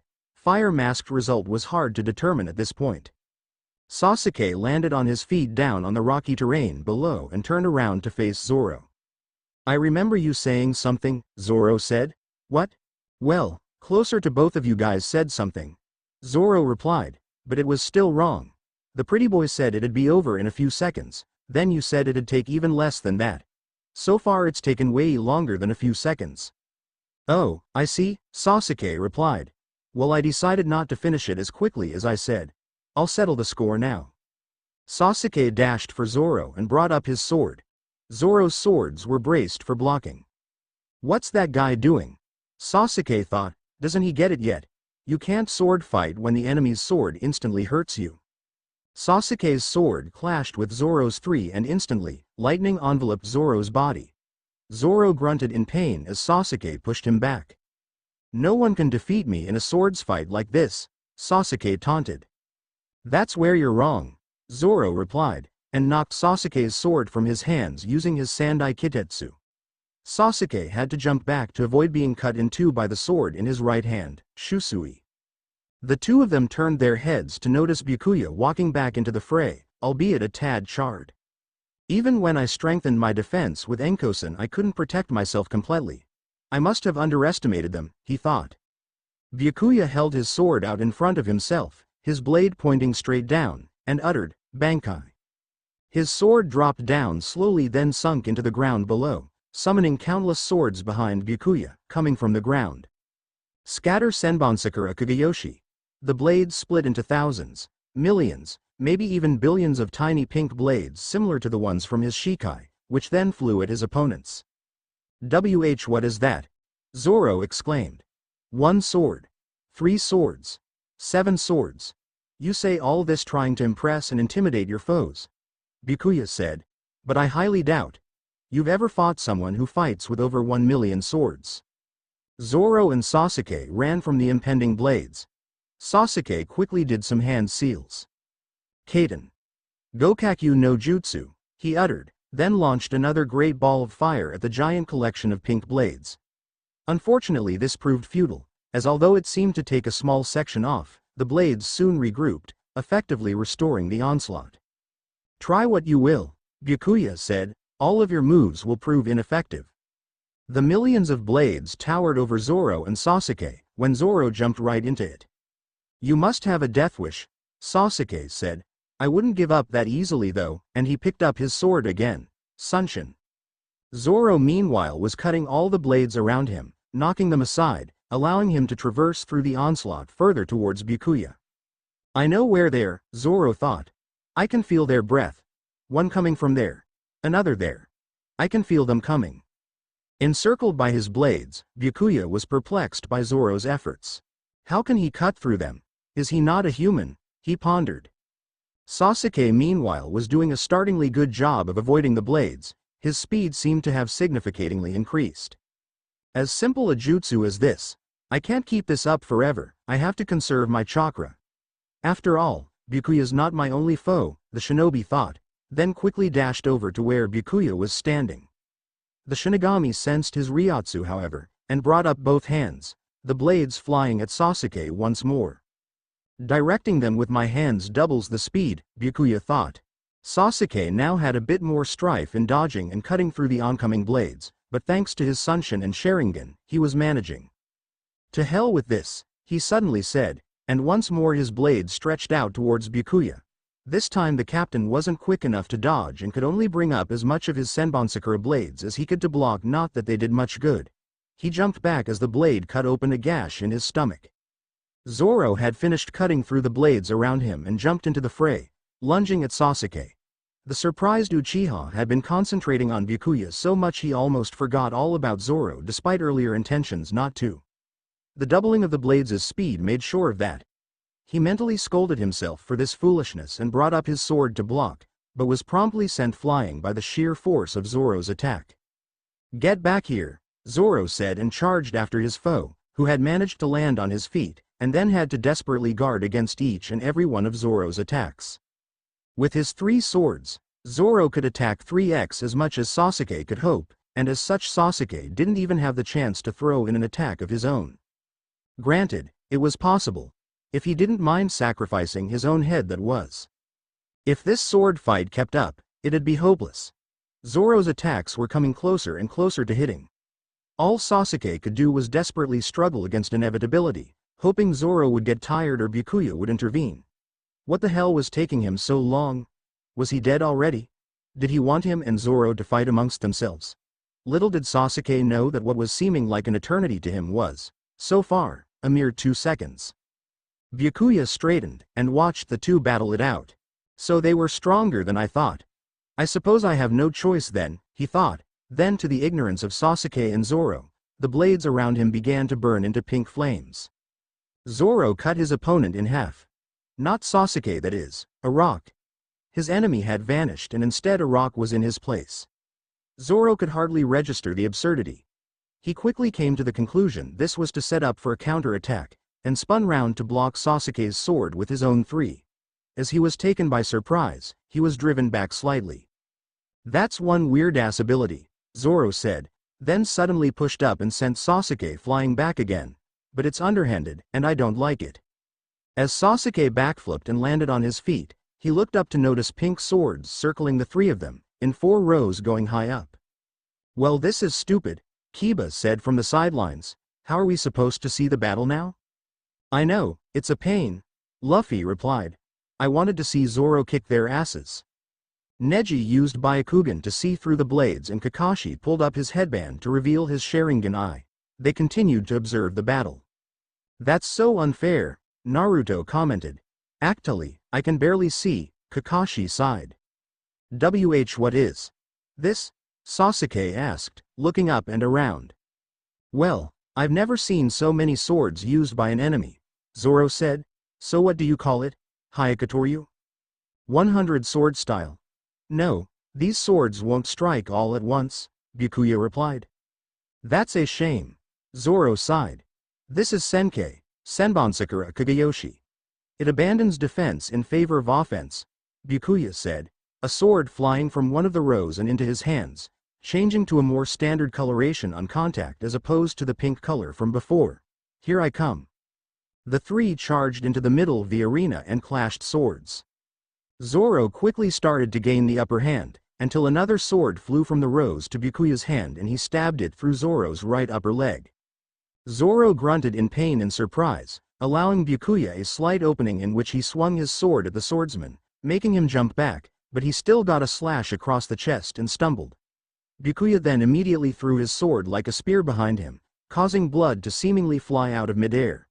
The Sasuke from the three-way clash faded away, and reappeared where Byakuya's sword had passed, a gash on his cheek. "How did you see through my genjutsu?" Sasuke asked. "Spiritual pressure awareness. Though you may try to mask it to keep your invisible self's location unbeknownst, your mortal knowledge of inner energy is nothing compared to mine," Byakuya explained. "I guess I've just got to fight the old-fashioned way then," Sasuke said, walking forwards. "There's no way he'll be able to resist my Chidori-enhanced sword-fighting techniques," he thought. Zoro lunged at Byakuya, but the Shinigami Flash stepped behind his foe and swung his sword, making Zoro jump forwards to only receive a glancing cut across his back. He turned around to face Byakuya. "He's gotten faster," he thought. "No, it's not that. These sword wounds. They aren't like ordinary sword wounds. He's trying to wear me down with those extra powerful swords." Sasuke crossed swords with Byakuya and attempted to stab him through the chest with his lightning-covered left hand, but Byakuya quickly flash-stepped behind Sasuke and cut him across the shoulder. "Ughn," Sasuke grunted, clutching at the wound. That was more painful than most sword wounds. Zoro swung his Sandai Kitetsu at Byakuya, who blocked with his own sword, then kicked Zoro in the gut, winding him. He then crossed swords with the swordsman more fiercely, pushing him back increasingly extremely. "This works out well," Sasuke thought, jumping back several meters. "While they fight amongst themselves, I'll finish this once and for all." Sasuke quickly performed several hand seals. Kaden, Goryuka no Jutsu. A fireball resembling the head of a dragon flew out from where Sasuke fired into the sky. "What a crappy-ass aim," Zoro thought, pushing forward against Byakuya to reclaim his ground gradually. More similar fireballs burst from the ground into the sky. Gradually, thunderclouds began to gather. "He's trying to set up some kind of technique," Byakuya observed. "I'll have to finish this guy quickly and stop him." Byakuya Flash stepped behind Zoro and attempted to stab him through the heart, but the swordsman sandwiched his sword between Shusui and Sandai Kitetsu. By doing this, he acquired a good grip on Byakuya and pulled the Shinigami in towards himself, preparing to take off his head with his mouth carried Wado Ichimonji. Unfortunately, it wasn't that easy, and Byakuya Flash stepped behind Zoro again, quickly bringing another sword to hand just in time to guard against a triple-bladed strike from Zoro which pushed him back. What's with this man's endurance? Nobody is supposed to still be able to fare this well after being struck by my Senkei, Byakuya thought. Sasuke jumped far back then shouted, Kirin. Both swordsmen looked up to see a dragon-esque image in the sky composed entirely of lighting. It lit up the entire arena and the chakra shattered the Senkei swords formerly encircling the fighters. Finally everyone could see again. What the hell is that thing? Ichigo asked, shielding his eyes. Shit. Enel's back, Luffy said, cracking his knuckles. Come on Enel, I'll kick your ass. Who the hell is Enel? Ichigo asked. God, apparently. I kicked his ass once. He mustn't be God then. Anyway, I highly doubt this is the work of someone outside the battle. Why? I don't know. Okay. Unless either of those Byakuya or Zoro guys are secretly ninjas. This is the work of Sasuke. Kakashi told them. It's definitely a ninja's jutsu. This lighting will strike from heaven itself. Sasuke said. I'll direct it through your very skulls. He swung his hand down. Go. Millions of pink blades enveloped where Byakuya was standing, then all which could be seen was an insanely blinding flash of light. As view of the battlefield was returned, there was a crater where the lightning had struck and Sasuke kneeled on the ground, almost completely exhausted of his chakra. I did it, Sasuke panted. There was silence, nothing stirred. Smoke was finishing clearing from the area. The only one of the combatants now visible was Sasuke. Just then Byakuya's hand shot up from the very bottom of the crater, in a hole. He slowly crawled out, covered in blood but alive. That was an incredible technique, Byakuya said, getting to his feet, but now the curtain is surely drawn. A sword seemingly composed of pure white light was clutched firmly in Byakuya's hands and bright white wings had sprouted from his back, a white ring directly behind his head. Sasuke panted, unable to speak. He was shocked. He survived? And he's still able to use such an incredible technique? He thought. Endscape, Hakutaiken, Byakuya said. This is the final blow. Byakuya took one step forward, then his head went flying through the air. His body collapsed down next to his severed head, his aura quickly dissipating. Zoro stood behind the corpse, covered in blood, just like his Shusui sword now was. Think of it as thanks for letting me seek refuge in that pink shield thing, Zoro said, then kicked Byakuya's head flying through the air. Bastard. You wouldn't have let me if I actually asked, would you? And that sounded so lame. Impossible. Sasuke uttered, coughing up some blood. I've lost to a normal human? Zoro walked towards his foe, blades at the ready. Damn it. Sasuke's left eye suddenly bled, the crimson tear-like effect running down his cheek. Amaterasu. Black flames suddenly engulfed Zoro, causing him to cry out. What? The swordsman grunted, sinking to his knees as his very flesh was burning away rapidly. Just give it up. Sasuke shouted. You cannot extinguish the flames of Amaterasu.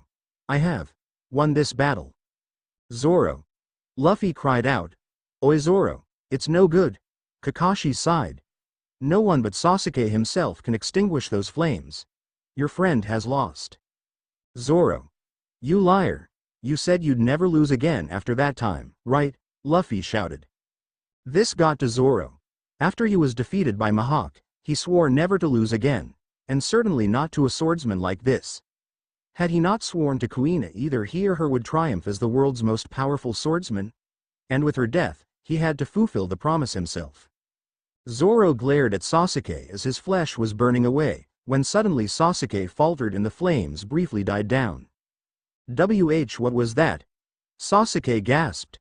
I partially weakened them without wanting to. Suddenly, using this opening, Zoro charged at the ninja, bracing his swords with a determined, feral growl. Amaterasu Yaki Onigiri, he said, and in the blink of an eye his Amaterasu smothered swords sunk through Sasuke's body. Damn. It. Sasuke grunted, falling into 3 pieces by the triple slash while simultaneously being reduced to ash by his own Amaterasu. Even with the death of Sasuke, however, the black flames of Amaterasu were burning Zoro, who despite this still stood strong, albeit missing most of his flesh. Oi, Luffy. The swordsman said, you don't have to remind me, like I'd lose. A few seconds later, Zoro himself was reduced to ash. After a short pause, Urahara announced, Well, that sees the end of that. Sorry folks, but that's not a draw. The victory goes to Zoro, well deserved too. He sure gave it his all. Now then, as usual there'll be a break before Battle 7 and time for our previous fighters to recover. After Zoro's recovery, Luffy was ecstatic. Take that everyone else. Luffy yelled. We're kicking ass now. Just make sure your result's the same as mine, Zoro replied. PFT, that was so close, Sanji said. I'll have to make the next battle a total massacre to make up for it. Yeah, you'll end up losing, and even if you do win I'll fight you in the next round and decapitate you, Zoro threatened. Stop the fighting for once, Luffy said. Our enemies aren't each other, they're everyone else. Oi, everyone else. Prepare for an ass kicking. Everyone looked over at him in annoyance. You're just like me when I were younger, Naruto said, trying to sound old and wise. Things get different when you're 15 like me. I'm 17, you little kid, Luffy exclaimed. You sure don't act it, Ichigo added. You're like a hyper little child. Shut up you. Grumpy Carrot Top Nagger, Luffy yelled, then was mysteriously punched to the floor by Nami. Ow. Why the hell did that offend you? Byakuya stood silently after his defeat. Rukia glanced at him occasionally but didn't say anything. She won but he didn't. What the hell was going on? Rukia, he suddenly said, cutting the silence, fight back our pride in the next round. Yes, brother, she replied quickly. Back, Sasuke cut in. The two Kuchikis looked over at him. If it wasn't for Zoro, you would have won. Indeed. But then it was for him, Byakuya said. The thing is, Sasuke countered. Freeway battles are a lot too different to one-on-ones. You might have been stronger than us both. Of course, Byakuya replied. Still though, Sasuke thought, a monster like that Zoro guy. He probably is stronger than Byakuya and myself. I won't deny the strength of Zoro though, Byakuya said to cut the silence, as if reading Sasuke's mind. Okay. Urahara loudly announced, time to begin Battle 7. Sanji, Neji, Ulquiorra. Step into the clearing. The three of them did so, silently. This is tense, Sanji said. Oi, why are you both so quiet? Quiet. Ulquiorra replied. There's no need to shout to the heavens over nothing. If there's nothing to say, nothing will be said. That is all. Damn, he's serious, Sanji thought. Yeah, go Neji. Lee cheered loudly. Although, it'd be kind of sad if he won yet I didn't, he thought. Quit him down a bit please. Lee, Neji said, it's hard to concentrate. Oh, sorry, Lee replied. Finally someone who speaks sense, said Ulquiorra. Quite, replied Neji. They're both so dull, Sanji thought painfully. Battle 7. Urahara yelled. Beggy wait, I should make this slightly fresher. So, Ulquiorra, tell us a little about yourself before we begin. Ulquiorra ignored him and waited patiently. Oh fine, Urahara sighed. Have your boring repetitive battle beginning then. Battle 7, begin. Ouch. Upon the announcement of the battle's beginning, Ulquiorra drew his sword and Neji switched on his Byakugan. The three warriors ran into the center of the arena to do battle. Sanji dodged a slash from Ulquiorra and a blow from Neji, then kicked Ulquiorra in the chest, only to recoil in pain. What are you made of, shitty gothic guy? Sanji grunted. Ryatsu, Ulquiorra said bluntly and stabbed for his off-guard opponent's heart, but had to sonito a few feet aside to avoid a surprisingly fast blow from Neji. What the hell's that? Sanji asked. It doesn't matter as it's unrelated. The reason your foot hurt was because of my Hierro hand-to-hand fighters have no chance against me. This is a bad matchup for you too, Ulquiorra explained. Steel skin, huh? Interesting. Neji replied. Sanji decided to try his luck at attacking Neji instead and aimed a kick for the teenager's head, but Neji quickly and gracefully ducked, then jabbed a palm up at Sanji's leg. Sanji cried out and stumbled back from his opponent, his hit foot hanging loosely. Hand-to-hand fighters are no match for me either, Neji said. I see, Ulquiorra thought. He doesn't hit the exterior, but the interior.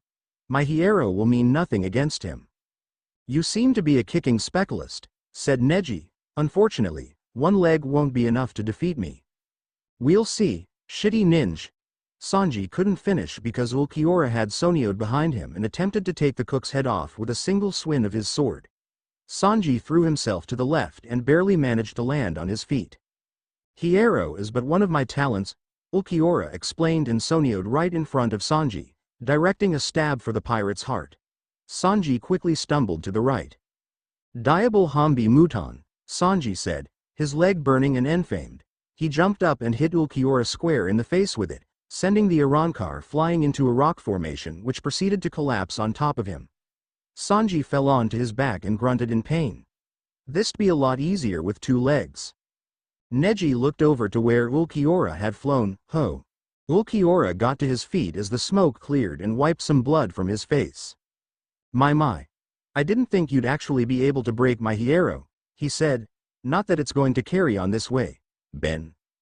Neji quickly ran over to Sanji and finished him off with a single blow to the chest. Sanji's mouth gaped open and then he fell still, defeated. Neji kicked his lifeless body out of the arena. Sanji. Luffy yelled from the sidelines. It's only natural with an espada in the fray. Though I hate to say it, Ulquiorra's quite tough, Grimmjow replied. You realize Neji took him out, right? Naruto asked. Doesn't matter.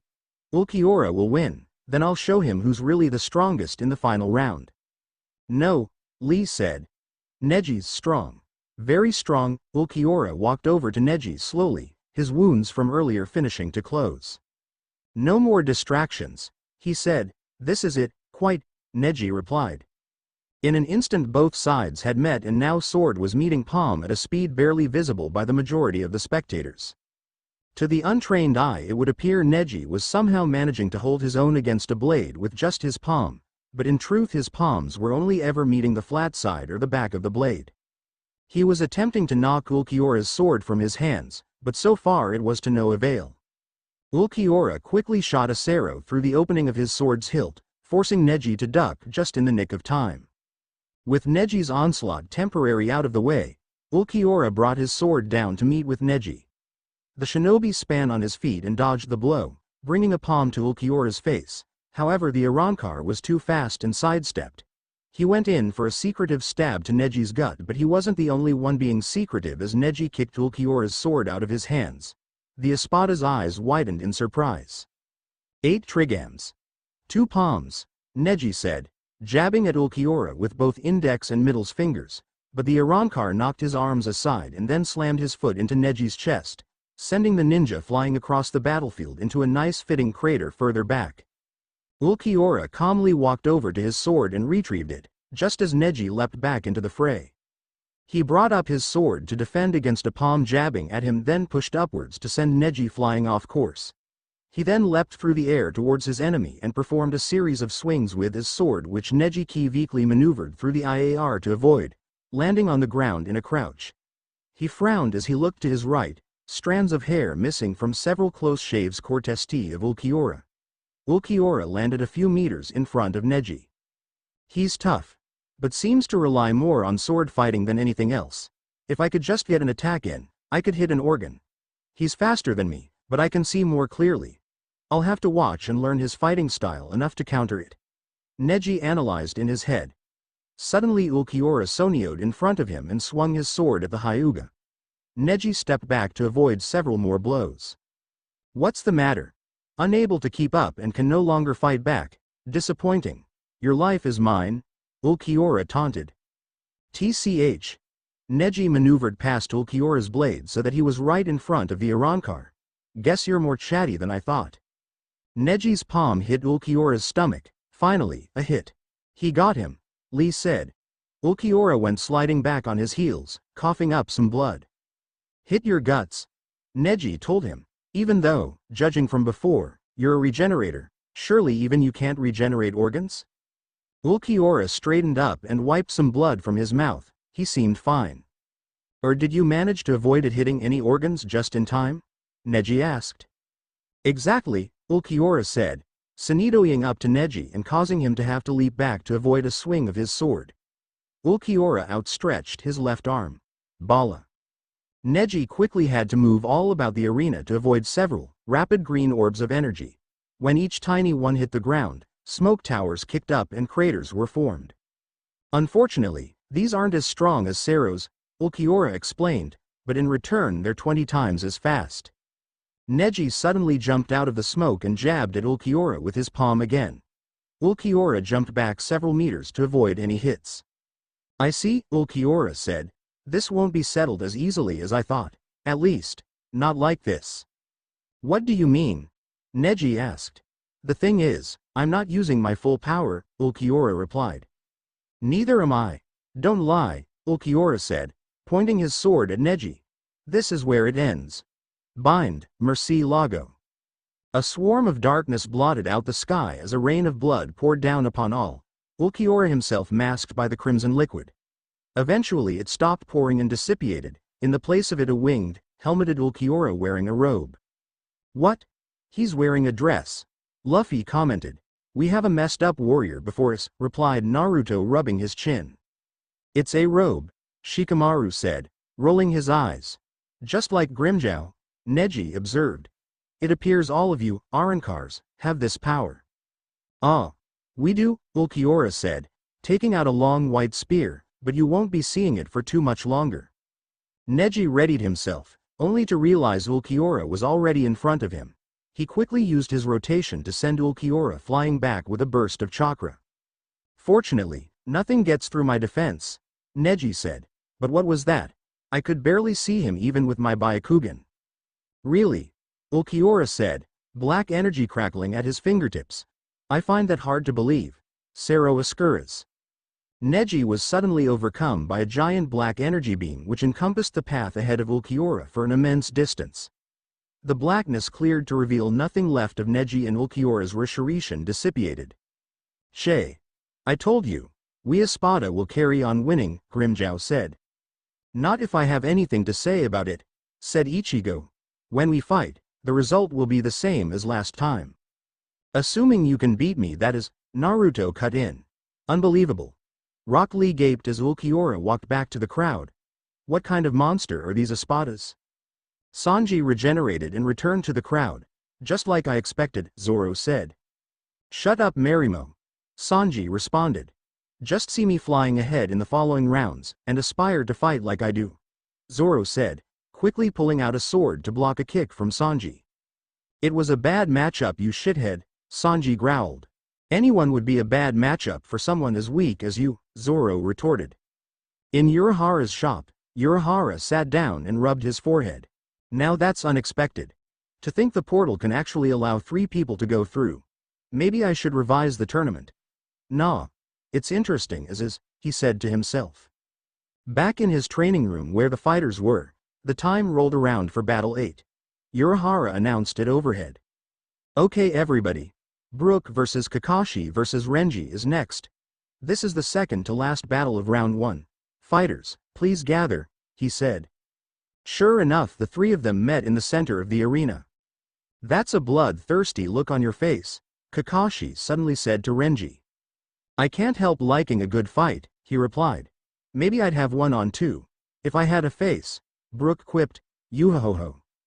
Indeed, Kakashi replied, though I wonder how you're alive. Isn't it a wonder indeed? Brook asked. Now, fight, Urahara announced. Oh my. Okay, let's go, Brook said. Kakashi flipped out a kunai, Brook and Renji drew their swords, and so a 3-way sword fight began. After many a clash the 3 warriors yelled as their weapons clashed again causing sparks to fly. This is pretty cool, Naruto said. Several seconds of the same thing passed. I'm getting the idea. That this is a little boring, Ichigo yawned. Come on, Usopp said. Mix it up a little or something will yaw. What's that bastard talking about? I'd get slashed if I stopped this, Renji said. It's always best to assess the enemy using simple attacks, or something, said Kakashi. I'm just doing whatever these 2 are doing, added Brook. Well, it's turning out pretty boring, said Rock Lee. Okay, announced Urahara. Since you guys are finding this fight so boring, how about a championship among all the losers? Yes? Good. I didn't say anything. Ishida began before being teleported away along with all the losers from the previous fights. They died, screamed Luffy. Weren't you listening? Zoro asked. They're having a losers championship amongst themselves. Man, that sounds stupid. Especially since Sanji's in it. What a shame, Ichigo said. They're having it before you two had a chance to lose to me. Shut up, my defeat of you will be so absolute that it will send you flying back in time back to the losers' championship, Luffy retorted. Ugh, stop arguing, Shikamaru yawned, lying down. I'm trying to get some sleep. Ridiculous, Ulquiorra said. A fight among the losers achieves nothing. This better not make this stupid tournament last any longer. It's tough being the strongest sometimes and having to put up with all the weaklings, Grimmjow agreed. Meanwhile, all the losers of the previous fights were transported to, seemingly the exact same place. We're in the exact same place as before, Sanji observed. This is pointless, Byakuya said. I never agreed to such a thing. Well, I'm not complaining, Rock Lee grinned as he blew his knuckles. Brazen youth, Byakuya said. All right then, all you lovely losers, Urahara began. Don't make me drag you down here, Gaara threatened coldly. Well, sorry, why? Now is there anyone who doesn't want to take part? What, no one? Okay. We'll begin with loser championship round 1 fight 1 Sakura versus Sado versus Usopp. Crap. Usopp immediately exclaimed. How are you going to be a brave warrior of the sea like this? Sanji asked. HMPH, it appears I have no choice then. Usopp said, I'll have to win this battle. Ready and begin. Urahara yelled. This is so stupid. Renji growled back at the main arena. Just when our fight begins. MMHM. This is an amazing battle after all, Kakashi said as he began to read his book, fighting off his opponents single-handedly with a kunai. Oh, that book looks interesting, Brook said, taking a peek. Are you guys even taking this fight seriously? Asked Renji. Huh? Oh, no, of course not. I trust you're the same? Kakashi replied. Damn straight I am, Renji said. Back in the losers' fight, Usopp was running for his life. Gah. They're both monsters. When they throw a punch everything explodes, he exclaimed. Chad straightened his right arm. El Directo. A giant stream of blue energy shot straight for the long-nosed pirate who dived aside quickly. Why me? He asked. It's not good manners to strike a lady, is it? Chad asked. Damn straight it isn't, Sanji said. You better follow that guy's ideals, Usopp. Then how the hell am I meant to win? Usopp screamed at him. Sakura threw a punch at Chad, but he brought up his shield-like right arm to defend himself. There was a huge explosion of smoke and rubble where this occurred, and Chad was sent sliding several meters just from the force of Sakura's punch. Don't underestimate me like that, she said, getting into a fighting pose, when suddenly an egg smashed against her skull and she was covered in yolk. Ha! Usopp laughed as the strings of his Kabuto slingshot settled. Don't forget about me. If you insist, Sakura replied and dug her hands into the ground, pulling up a large piece of rubble and throwing it at the pirate. Usopp quickly ran out of the way of this and then immediately following El Directos and shurikens. He quickly retorted by firing a pellet at Sakura. She jumped aside so it hit a rock formation behind her, which proceeded to burst into flames and melt away. Usopp screamed as the two continued to chase him. Damn it, this is bad. What should I do in this situation? What would Sogeking do? He thought to himself. All of a sudden an idea struck him and he dived behind a rock formation, obscuring him from view from both his pursuers and the observers. Trying to hide? Chad asked and blasted the rock formation to pieces with a single El Directo. However, as the smoke cleared, Usopp was long gone, replaced with the dazzling figure of Sogeking. Now listen. The great sharpshooter Sogeking has arrived. From this point on, he announced, before vanishing into thin air along with all the other losers. Oh dear. Urahara said to himself. Meanwhile, back at the main arena, Renji was running on the spot in order to stop himself from being pushed back by the blades of his opponents, who were busy reading Kakashi's book. Hey, all this total easygoingness is fun and all, but are we ever gonna start it? Renji gasped in exhaustion. Oh, you should have said so, Kakashi said, breaking the bladed embrace and putting away his book. Right at the juicy part. Brook muttered. Have your juicy part later, Renji said as he managed to gain his footing again. Howl, Zabumaru. Renji's sword morphed into its Shikai form and launched itself at Kakashi. However, Brook hopped up onto it and stabbed down into it with his sword, slicing through from one side to the other. He then pushed down, making the weapon crash uselessly to the ground. Kakashi proceeded to bound forwards past Brook and jabbed at Renji's face with his kunai. Renji ducked, then jumped back, pulling at his Zabumaru with a feral yell. Taken aback by the sudden jump in physical strength, Brook was taken along with it, still clutching the sword that had been plunged right through it. "Yo-ho-ho-ho-ho. Steady on, please," he exclaimed, grabbing the brim of his hat to stop it from falling off. "It was your own stupid fault." Renji yelled and swung his sword through a rock formation, meaning Brook got a taste of rock along with it. Renji prepared to do the same thing again when he found himself having to duck out of another of Kakashi's attacks. This gave Brook the chance he needed, and he quickly regained his footing, pulling back at his sword and releasing it from Zabumaru, smashing the Zanpakuto to pieces as he did so. "Why, you bastard!" Renji growled as his sword reverted to sealed form. He flash-stepped over to Brook and locked blades with him. "Whoa, that scared the life out of me. Oh wait, I'm all ready." Brook couldn't finish as Renji pushed forwards and sent Brook flying into a large rock formation which proceeded to fall down on top of the skeletal pirate. That's some pretty fast movement," Kakashi noted. "Damn right it is. It's what puts us Shinigami above humans," Renji said, and with another flash step he was behind Kakashi. Eyes widening with surprise, the silver-haired ninja leapt away from a violent swing that cut his cheek. "Oh my. That hurt," Kakashi noted. "Shay, if I didn't know any better I'd think you still weren't taking this fight seriously," Renji commented. "Pardon me," Kakashi said and lifted his headband, revealing his Sharingan. "Okay. Let's try that little movement of yours again." Renji flash-stepped, and in seemingly the same instant Kakashi uttered, "Here," and grabbed Renji's sword wrist just as the blade jabbed for his face. A shocked Renji was then slammed to the ground and has a kunai pointed at his neck. "Well, looks like it's over," Kakashi commented. "Looks it, doesn't it?" Renji shouted. "Bankai." Kakashi suddenly leapt back as a bright burst of red energy sprung from Renji, and as it cleared his Hahou Zabumaru was in plain view. "Interesting. Let's settle this with full power then," Kakashi said, clutching one of his wrists as an electric-like chakra danced around his hand. "Damn straight we will," Renji retorted before spitting out blood and looking down at the blade coming from his chest. He looked behind him to notice the owner being none other than Brook. "If I didn't know any better I'd think you hadn't been taking me seriously," Brook said as he pulled out his sword. Renji's Bankai instantly dissipated and he fell flat on his face, letting the pirate step over him. "Very well, let's finish this." That was slightly anticlimactic. "Oh well," Kakashi said. He took out a kunai and took his battle stance as Brook lunged for him. The skeletal pirate stuck his sword through Kakashi's chest only for the ninja to be substituted for a clump of rock. "Wherever could he have gone?" Brook asked, looking around. He then whipped out his violin and started playing a lullaby, Naruto flank. He was greeted by loud snoring coming from behind some rocks.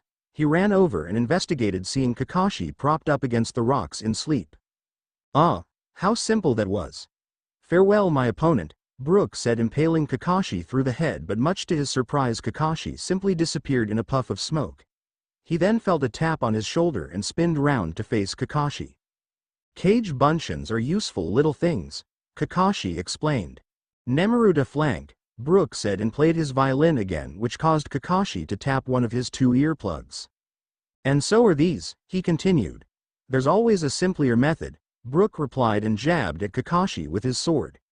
It went straight through his chest, but once again it ended up disappearing in a puff of smoke, and before Brook could get over the annoyance of falling for the same trick twice, his ankles were clutched and he was pulled underground, so only his head remained above the surface. Kakashi appeared in front of him, looking down at the buried pirate. "Headhunter jutsu.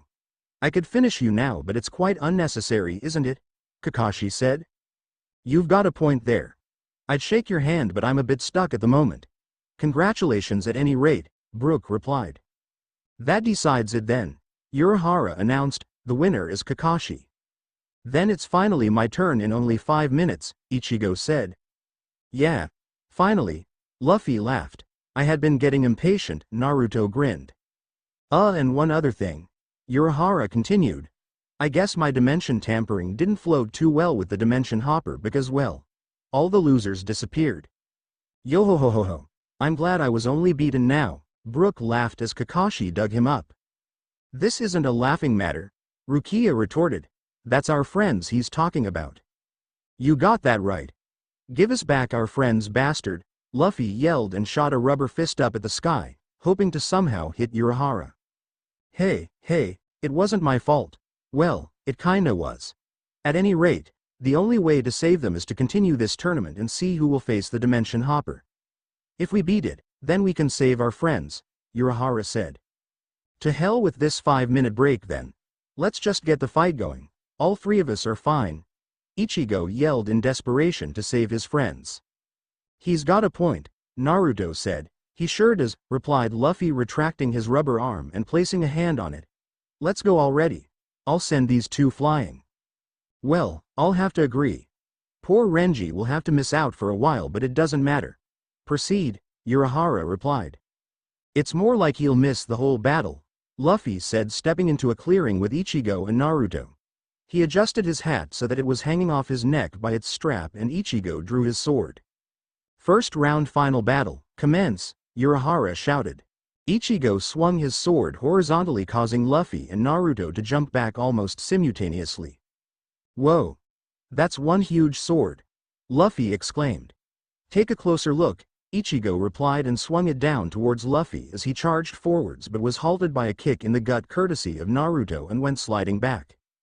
The only thank you he got was Luffy's arm stretching out towards him and his rubber fist planting itself squarely against his jaw. The ninja went flying back but managed to land on his feet and slide back. Realizing simplistic tactics wouldn't work against someone as powerful as a rubberman, he quickly pulled off a hand seal. Kage Bunshin no Jutsu, he shouted. Instantly, a swarm of around 50 Naruto copies sprang from behind Naruto in an explosion of white smoke. He cloned himself. Ichigo gasped. Smoker! Stop giving birth to Narutos, you bastard, Luffy shouted. Getsuga Tensho! Ichigo yelled, and a bright, blue flash burst from his sword and flew into the swarm of clones, causing them to explode in a massive burst of white smoke. The real Naruto made sure to jump out of harm's way. Looks like that might be a problem, he thought. Suddenly his attention shifted to Luffy, who was running up behind him.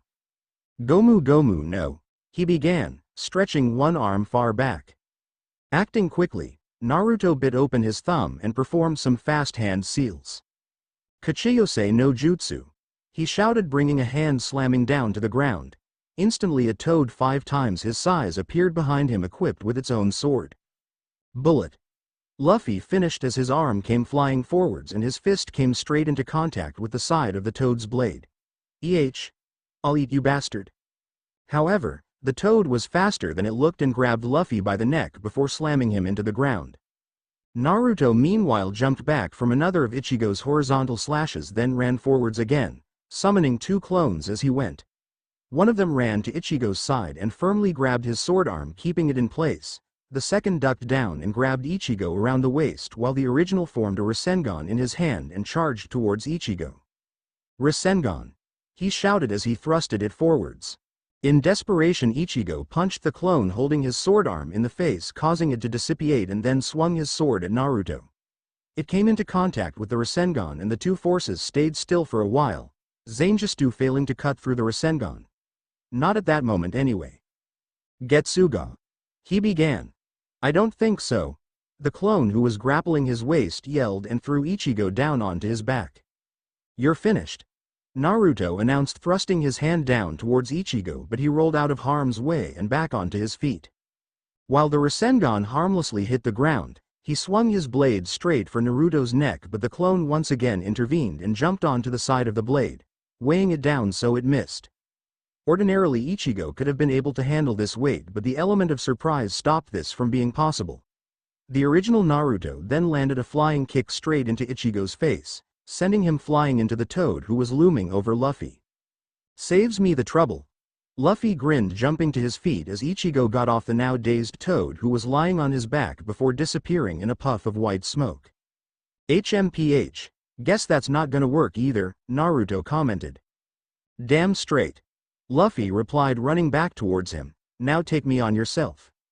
Luffy stretched a rubber arm forwards, attempting to feed Naruto a good old-fashioned knuckle sandwich, but it was averted by a sidestep. Then, to heighten problems, his arm was caught by Naruto and he was pulled forwards. In response, he aimed another punch for Naruto's face, only for the ninja to duck and uppercut Luffy, releasing his arm as he did so. As Luffy reeled back, he kicked him in the gut, then punched him across the face, sending his head turning off to the side. Luffy just grinned though. "Was that the best you've got?" he asked before ramming his fist into Naruto's gut. He tried to cry out in pain, but the wind was completely knocked from his lungs. His feet were lifted straight off the ground and the force of the blow sent him flying away before hitting the ground face up several meters away. Of course. He's a rubberman. Can't punch out a rubberman, Naruto thought as he felt his kunai pouch. Luffy meanwhile ducked another swing of Ichigo's sword. He then span round to face Ichigo and started stepping back, ducking and dodging wildly to avoid being sliced into mince meat. "Watch it, you could have somebody's eye out with that thing," he exclaimed. "That's the general idea," Ichigo replied. Just then Luffy delivered a kick to the side of Zangetsu, causing Ichigo's sword arm to flail off to the side, allowing an open Gomu Gomu no Gatling. Luffy shouted and unleashed a series of rapid-fire punches towards Ichigo's body, so fast and often it looked as if his arms had multiplied. Ichigo stepped back as Luffy advanced forwards, ducking and dodging in a much similar fashion as Luffy had just been. Hee, how does it feel to have the tables turned on you, huh? Luffy's fists seemed to be speeding up to Ichigo, so he brought up his Zangetsu, allowing the broadside to block Luffy's blows. However, more and more were gradually getting past his sword and stretching out, landing blows over Ichigo's body. Just as the hits were increasing, however, Naruto jumped up behind Luffy, kunai in hand. He slashed for Luffy's head, who had to stop his onslaught and jump to the side, so he just got a cut on his cheek, albeit a noticeably long and deep one. Blood was already pouring down to his chin and dripping down to the ground. "Didn't you die already?" he asked, wiping the blood from his face. "Who dies from one hit?" Naruto asked. "You, I would have hoped." Luffy shouted, stretching out his fist to land another punch on Naruto. However, the ninja sidestepped and used his kunai to slash open his arm. Luffy quickly retracted his arm to prevent the cut from being too deep, but this made it go further down his arm. "Damn it. Stop that. Says something. I'm cutting you more than Ichigo is, and he's got a big-ass sword as large as me." "Ah, to hell with you," Ichigo retorted and swung his sword for Naruto, who jumped back, but as his sword went off course from Naruto, the tassels didn't and wrapped around Naruto's arm. Let's see how you like it, bastard," Ichigo roared and cut Naruto clean in half vertically, starting at the head. Hee. Luffy gasped. Ichigo sighed as the halved Naruto disappeared in a puff of smoke. "Needs to stop with the smoke already. What is he, a magician?" Luffy continued. "I'm pretty sure that was the same clone as before actually," Ichigo replied. "What clone? I don't believe we've been acquainted," Luffy replied. "Well. Wait, why the hell are we having a chat?" Ichigo snapped and fired a Getsuga Tensho Luffy's way.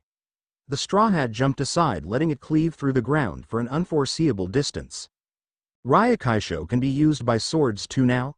Luffy asked, looking back. "I wouldn't take your eyes off me," Ichigo retorted, swinging his sword at Luffy again, but he jumped over it and spin-kicked Ichigo in the face, sending him skidding back. He landed on his feet and started running at him again when Naruto jumped back into the fray and slashed at his face with a kunai. Luffy ducked and punched Naruto in his floating ribs, making him freeze in pain, then kicked the ninja in the gut, sending him flying over to Ichigo. "That's for those cuts earlier, bastard," Luffy told him. Naruto looked Ichigo's way as he came flying over, and sure enough, another slash was aimed his way. Flipping in the air, he maneuvered over the attack and landed on his feet in a crouch behind Ichigo before throwing a punch up at his head, but it was blocked by the broadside of Ichigo's sword as the Shinigami turned around. Naruto grunted as he started getting pushed back by Ichigo, who in this position had the advantage. "Just like that. I have the chance to catch them off guard and destroy them with a super powerful move," Luffy thought and corked his mouth with his thumb. Gear. Third. The Straw Hat sucked in air and his arm expanded accordingly, but then the air transferred itself to his foot, which he rose into the air. "Gomu Gomu no," he uttered. "Hey. What's that huge shadow being cast over you?" Ichigo asked Naruto. "Like that lie will throw me off," Naruto replied. A foolish decision from Naruto as Luffy shouted, "Gigant axe," and slammed his giant foot down upon his two opponents. Luffy quickly reverted to his foot to its original size so he wouldn't suffer Gear Third's side effects. "That should have hurt," he said.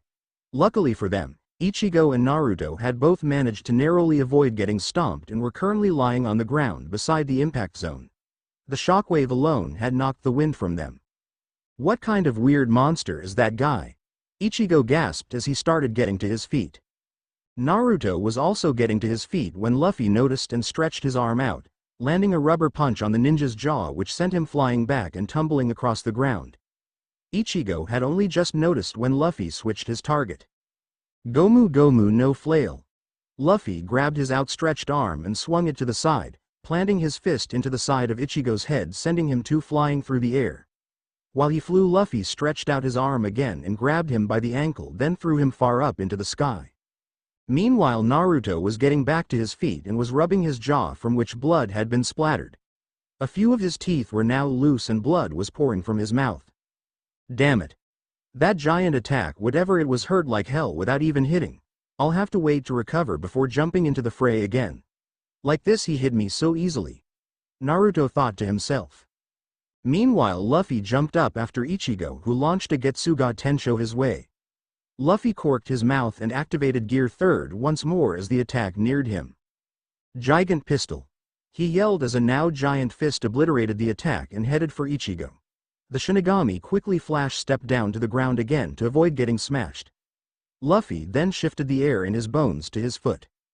"Gigant axe," he yelled and swung his foot down on Ichigo, who jumped out of the way. "Good thing this form makes you so slow," Ichigo yelled and launched another Getsuga Tensho up at Luffy, who subsequently deactivated Gear Third, so he was left suspended in the air much smaller than before so that the Getsuga Tensho flew right past him. "I was wondering when this would come in useful," Luffy sighed in relief as he grabbed onto his hat and fell towards the ground. "Wah!" Ichigo was too confused to attack. A big mistake, as he heard Naruto shout, "Taju Kage Bunshin no Jutsu." He turned his head to see countless clones of Naruto surrounding him, though he didn't actually need turn around, which was confirmed when he turned full circle and saw he truly was trapped. Meanwhile, Luffy crashed down to the ground, then got to his feet, patting off dust from his tiny body. "When did these guys get here?" he asked. "I don't know, but it looks like he's got serious," Ichigo replied. "So I will too." Ichigo threw his sword arm forwards and grabbed a hold of it with his other hand. "Bankai!" he shouted and released a flurry of black and red Ryotsu, which dissipated quickly to reveal his Bankai. "Tensa Zanjetsu," he said and rose his black sword. "Hey, your sword got smaller," Luffy pointed out. "You got smaller, period," Ichigo replied, "so I'll take you out now before it's too late." Just then Luffy reinflated to his original size. "Too late," he laughed. "Oh well. Back to the bigger problem," Ichigo said and began to dash all around, cutting down all the shadow clones in his path, making them disappear in puffs of smoke. They had no time to do counter-attack, as in mere seconds every single one of them was cleared from the arena. Now where's the original run off to?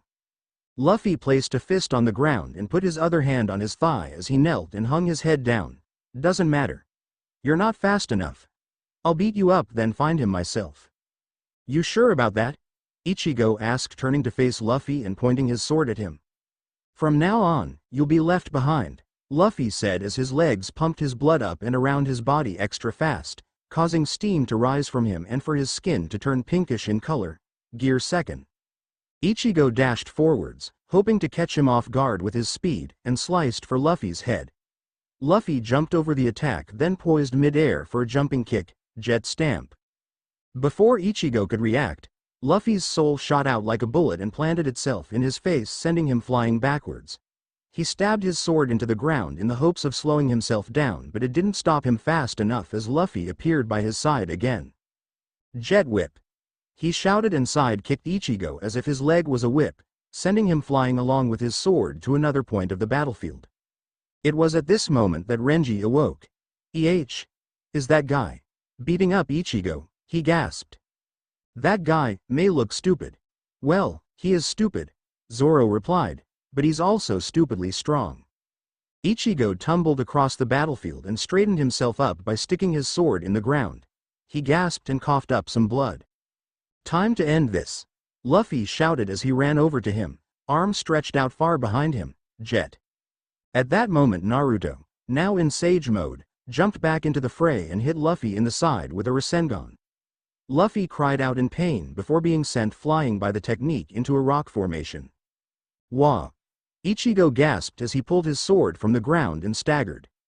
"It's time I put an end to this," Naruto told him. Ichigo started to back away as Naruto closed in. That was when Luffy ran up behind him. Ichigo spun around but knew that it was too late. He was going to be hit. That's what he thought. Luffy fell backwards, bleeding from every pore. Everyone stared in disbelief. Nothing seemed to have hit him. "Oh, I'm sorry about that, Ichigo," Kazuki said. "Looks like the sacrifice for us to live by instincts was none other than the Luffy fellow. No more recovery here, fellas. It's serious from here on out." "What are you talking about? What the hell just happened?" Naruto shouted up at him. He sensed an attack from behind and narrowly avoided dying at the hands of Ichigo, who had put on his visored mask. His sword sunk through Naruto's shoulder as if Naruto were composed of hot butter. The ninja fell back with a scream.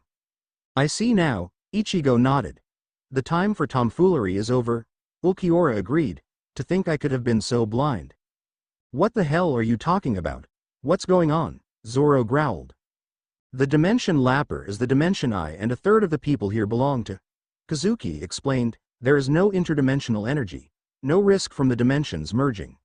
The only risk is that now we will live up to our trolling instincts and kill you all so that our dimension, the absolute worst manga in history, can reign supreme." You'd think that this is a fanfiction and the author was trolled so hard by Kubo Tite that he stopped writing this chapter, then came back over a year later with brand new perspectives and plans for the story, causing it to change drastically because simply abandoning a story is no fun, Kakashi noted. But that is, of course, all hypothetical. Those who had disappeared from the losers round reappeared. They were swiftly filled in. "What are we waiting for? Let's get a move on and kill our prey," Grimmjow growled. "Backup comes first," Urahara sighed. "I don't need backup," Grimmjow yelled and ran over to Naruto, who was still on the ground, frozen in shock. The Ta Espada kicked Luffy's corpse aside on his way. That was when Zoro came up behind him and struck forwards with Sandai Kitetsu. Grimmjow quickly stepped to the side, having sensed the attack, but the blade still sliced through his shoulder. "I don't know how you bastards did that to Luffy," Zoro said, "but each one of you is going to die for it." "Ah, that was all my doing," Urahara said. "Don't take it out on the Arrancar." Zoro didn't reply. His fury remained silent. Grimmjow reached for his sword, but Zoro sliced his right arm clean off. Grimmjow gasped and fell backwards. Zoro went in for another strike, then caught sight of Ulquiorra's approach out of the corner of his eye. The Espada's sword was already drawn and he was prepared for battle. Zoro struck his own sword against Ulquiorra's, sending the Espada reeling back, the sword rattling in his hands. "Impossible," he seethed. "How can a mere human be this strong?" "You Arrancar are all so impatient, aren't you?" Urahara sighed. "Come through, back up." A tear opened up in the sky. Out poured a plethora of people, but none were recognized by anyone other than the Bleach folk. "Come, then," Zoro challenged, "I'll take you all on." "We have a confident one here," Shunsui said, landing next to Zoro. Zoro took out Wado Ichimonji and swung it for the Shinigami. It cut through his pink cloak, but that was all. The captain had ducked down and avoided the attack. He took out one of his own blades and plunged it through Zoro's abdomen as the startled pirate stumbled back. He stumbled back straight into Grimmjow's waiting kick, which hit the swordsman's head and knocked him onto his face. Grimmjow laughed as Shunsui retrieved his cloak and walked off. He aimed a Sero from his palm at Zoro, but Sanji ran over and kicked his wrist, sending the Sero off course. "No one gets to destroy Marimo," warned Sanji, "unless they're me." Rock Lee was stepping back, looking at all the people closing in. "What are we going to do?" he asked Gaara. "There's just too many of them." Gaara looked up. Things were still swarming through the tear. Yes, things. Hollows. And Shinigami of such a low rank, those power-hungry would, too, refer to them as things. It's time we all escaped, Gaara mused, forming a giant platform out of sand, and then he shouted, "Everyone, hop on." Sanji had just got done kicking Grimmjow in the jaw and to the floor when he heard Gaara shout. "Shitty beach man, he hurt my Robin," he snarled to himself. He calmed, "There's no time for that now though." He reached down to Zoro, but the swordsman got up. "Like I need your help," Zoro said, then looked down at Luffy. He picked up the straw hat, then placed it upon his captain's face. "Rest in peace," and then they fled for the platform Gaara had created. Sanji and Zoro were the last two to hop onto the platform. Just in the nick of time too, as it was becoming very difficult indeed to fight back the people from the Bleach dimension. The platform raised into the air, barriers of sand falling away soon after appearing as it did due to all the attacks on them. The Straw Hat crew looked down at where their captain lay. No one could hold back their tears. Zoro had turned away from everyone else, not showing the tears streaming from his eyes. Then he blinked and glared down at the warriors all trying to get to them, soaring through the air. They would all receive their just desserts afterwards. Hisagi activated his Zanpakuto's Shikai, Kazashini, and shot forwards for Zoro. The swordsman drew his Sandai Kitetsu once more and cleaved through the Shinigami's neck, leaving a lifeless head to fall. The platform rose through the tear in the sky and Zoro sheathed his sword. But not for the last time. Hisagi's head hit the ground. In the rift between dimensions, Kakashi had a book in hand, his exposed eye fixated on the lettering. Using the rift, the famous pirate red-haired Shanks had come out to meet him. They seemed eager to kill. The pirate said, "They're bloodthirsty like that," Kakashi replied. "Mourning to them means to kill. But they seek to do the impossible. This rift is closing and there'll be no way back into the Bleach dimension." "Luffy," Shanks uttered, staring into the nothingness of emptiness between dimensions. "I'm sorry for your loss." Kakashi bowed his head. "No, it's okay." Shanks choked. "I knew he was in danger from the moment he set out to sea." "No, from the moment he set his heart on being a pirate." "It's a tough job." Kakashi agreed. "It's not like the path of the ninja though," Shanks replied. "Where someone's got to do it, is it?" "Not for the world." Kakashi agreed. "But you've got to do what your heart yearns for, don't you?" "If you have a free spirit, yes you do," Shanks replied. "If you won't let yourself get shackled by law and duty." There was silence between the two. "I better head back before the rift closes and we're both stuck in this emptiness," Kakashi said at last. "I hear you," Shanks nodded. Both were back in their respective dimensions. The rift closed. Emptiness filled the hearts of those hurt by the day the dimensions crossed. It had all just been one big bloodbath. Who would have thought somebody was going to get hurt? The end. Now we will see you in the next video.